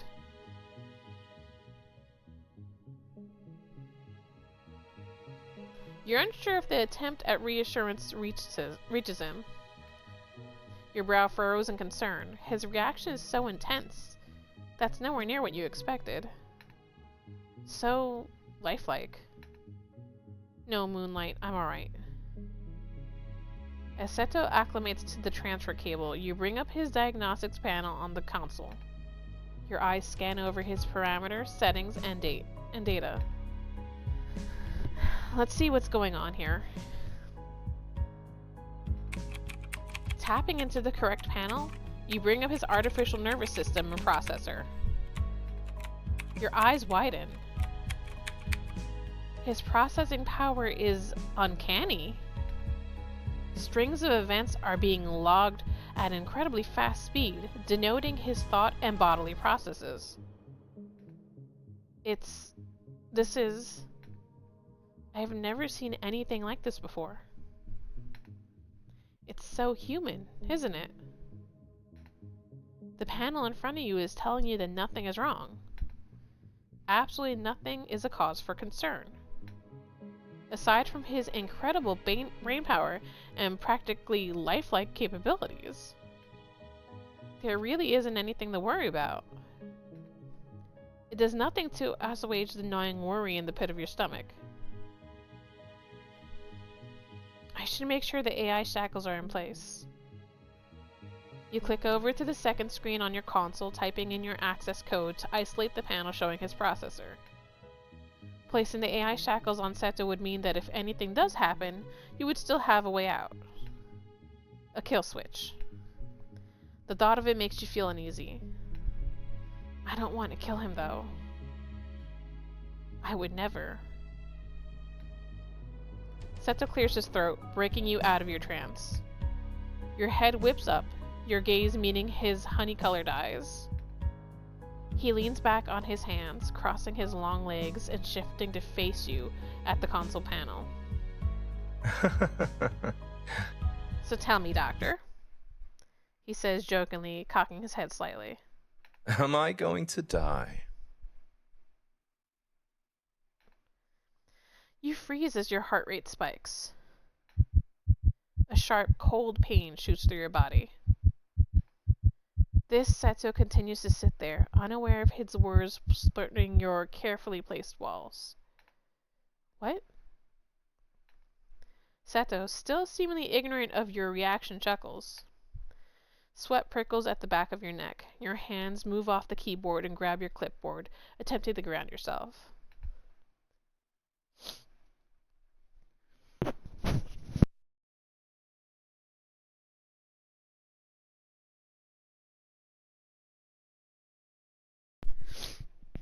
Okay.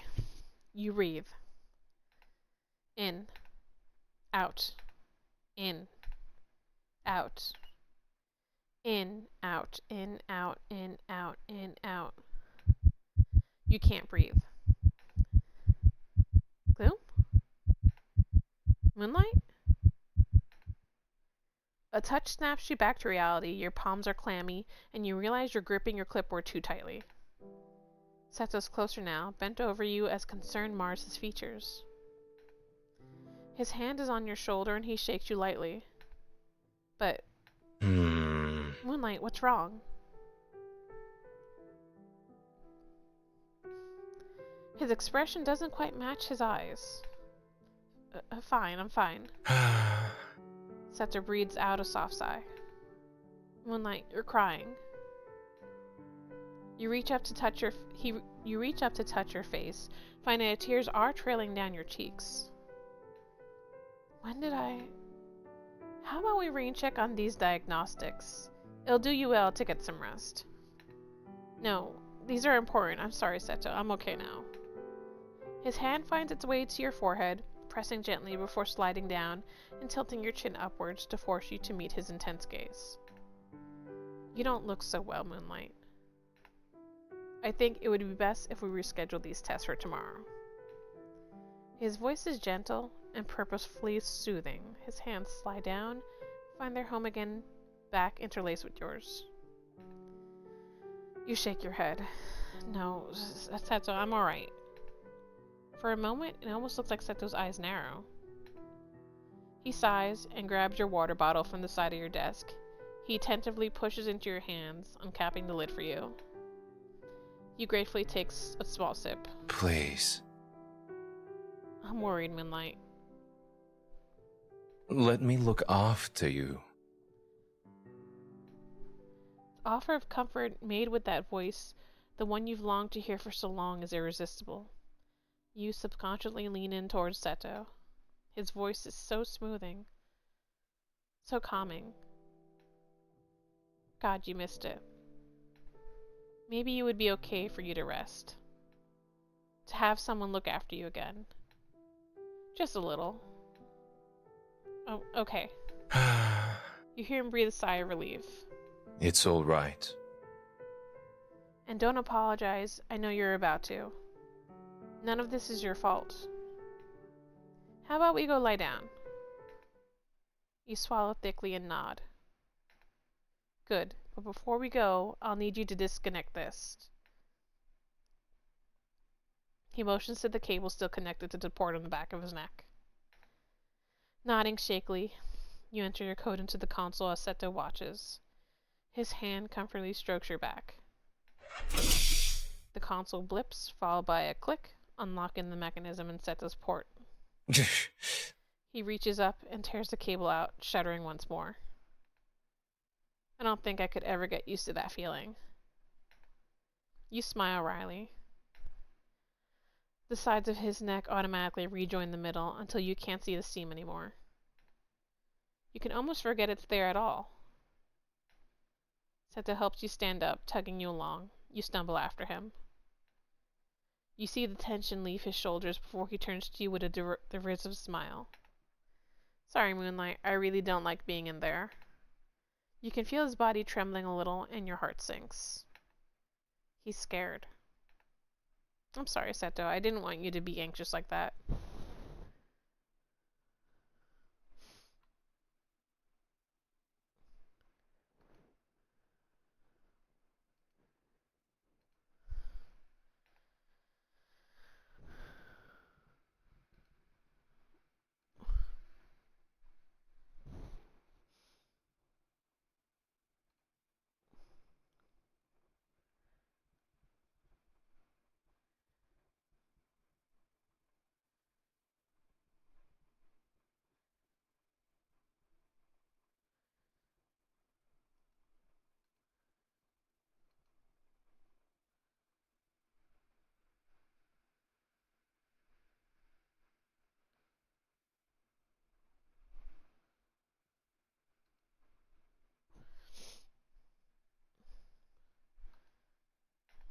Okay. He continues to pull you forward while your lab door slides shut, locking itself. It's not your fault. You can't help it.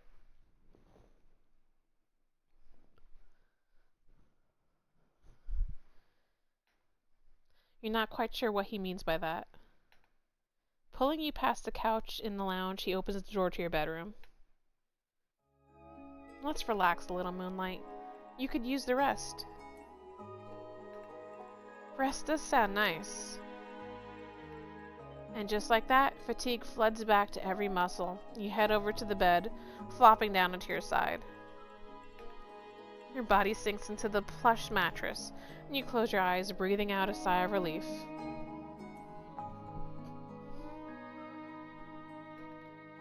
Then Then the bed sinks and your eyes flutter open. Your heart beats faster as he lays down on the other side. On his side. You feel Seto's arm wind around your waist, pulling you close. He kisses your forehead. Oh, moonlight. Better, Moonlight? It's all so familiar. Not quite perfect, but they're like offers of food to someone starved. Humming, you wind your arms around his waist as well. I'm sure this is okay. Maybe you can indulge a little. You feel Seto's fingers trailing up your shirt, brushing against your lower back. His touch makes you shiver as he drags his hand to your side, pinching the sensitive, soft skin. Seto? You always were sensitive. Right here, weren't you? His fingers dip towards your hip bone, and you let out a soft gasp. Your eyes dart down and up to his face nervously. This is okay, right? He's just an android. As if reading your mind, Seto kisses your temple. You're alright. You deserve to feel loved. Trust me. Your resolve wavers. You yearn to be held. You feel him against you. You miss him. You miss your husband. But of course. His hand strokes your hair. I won't do anything you don't want me to.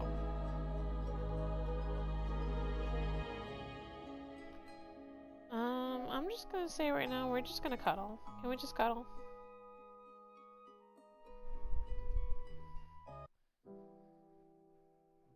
I'm a little tired. Can we just cuddle?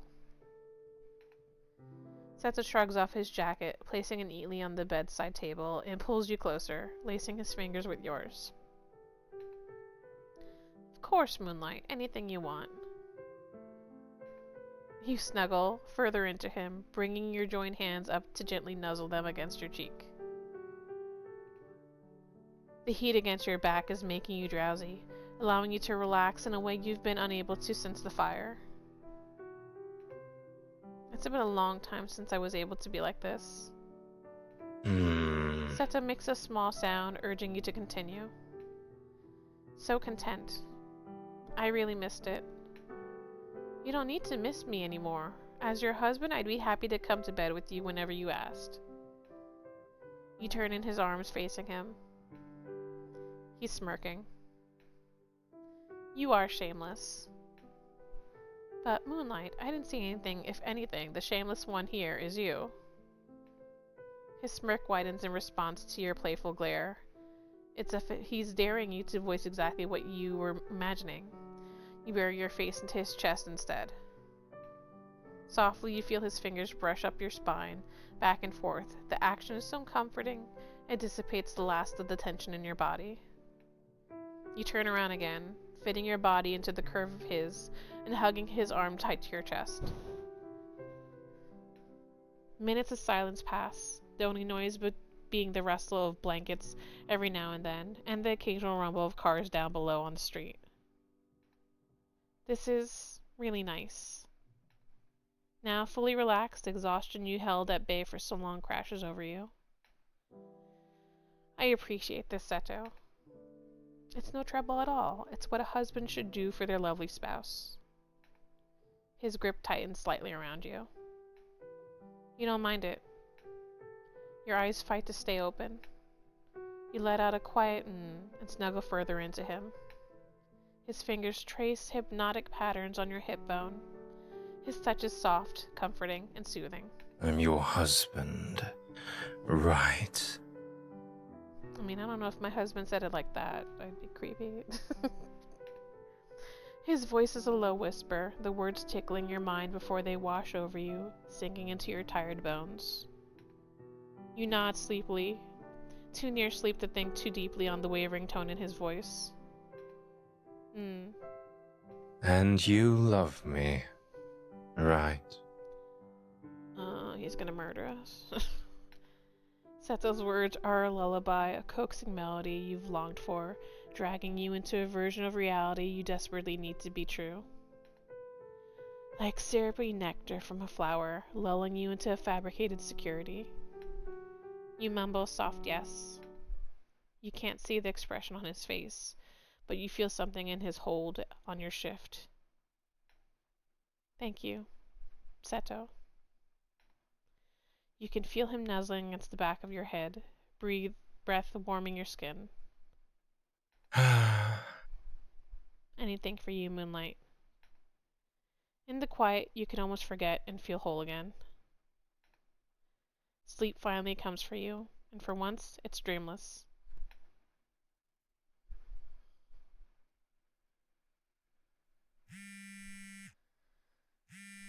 Okay, so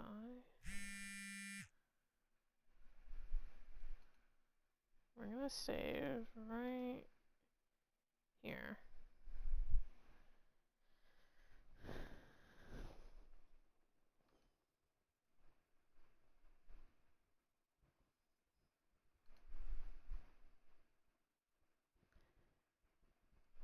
Okay.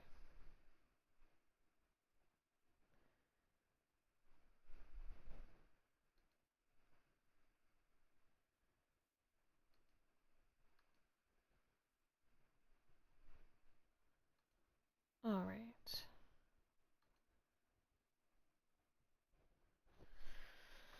Okay. So I'm saving. Save my current progress.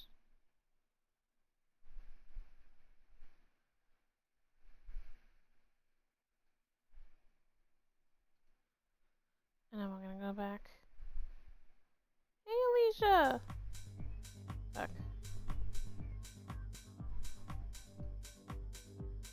Okay. Alright, so...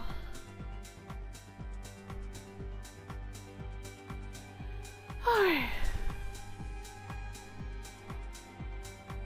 So that was not the whole of He's Just Away, but I feel like that game was a lot longer than what I was anticipating, but I think that's a good snippet for tonight.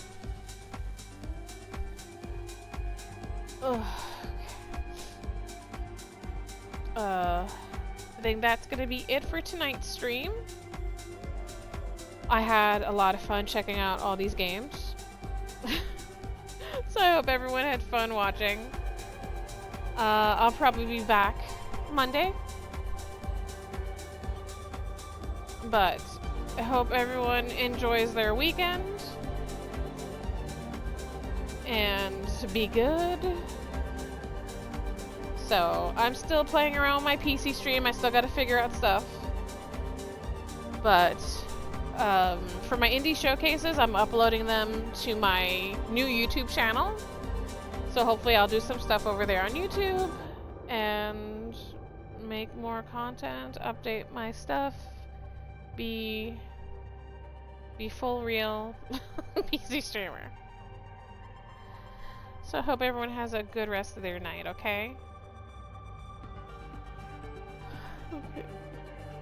Alright, good night everyone.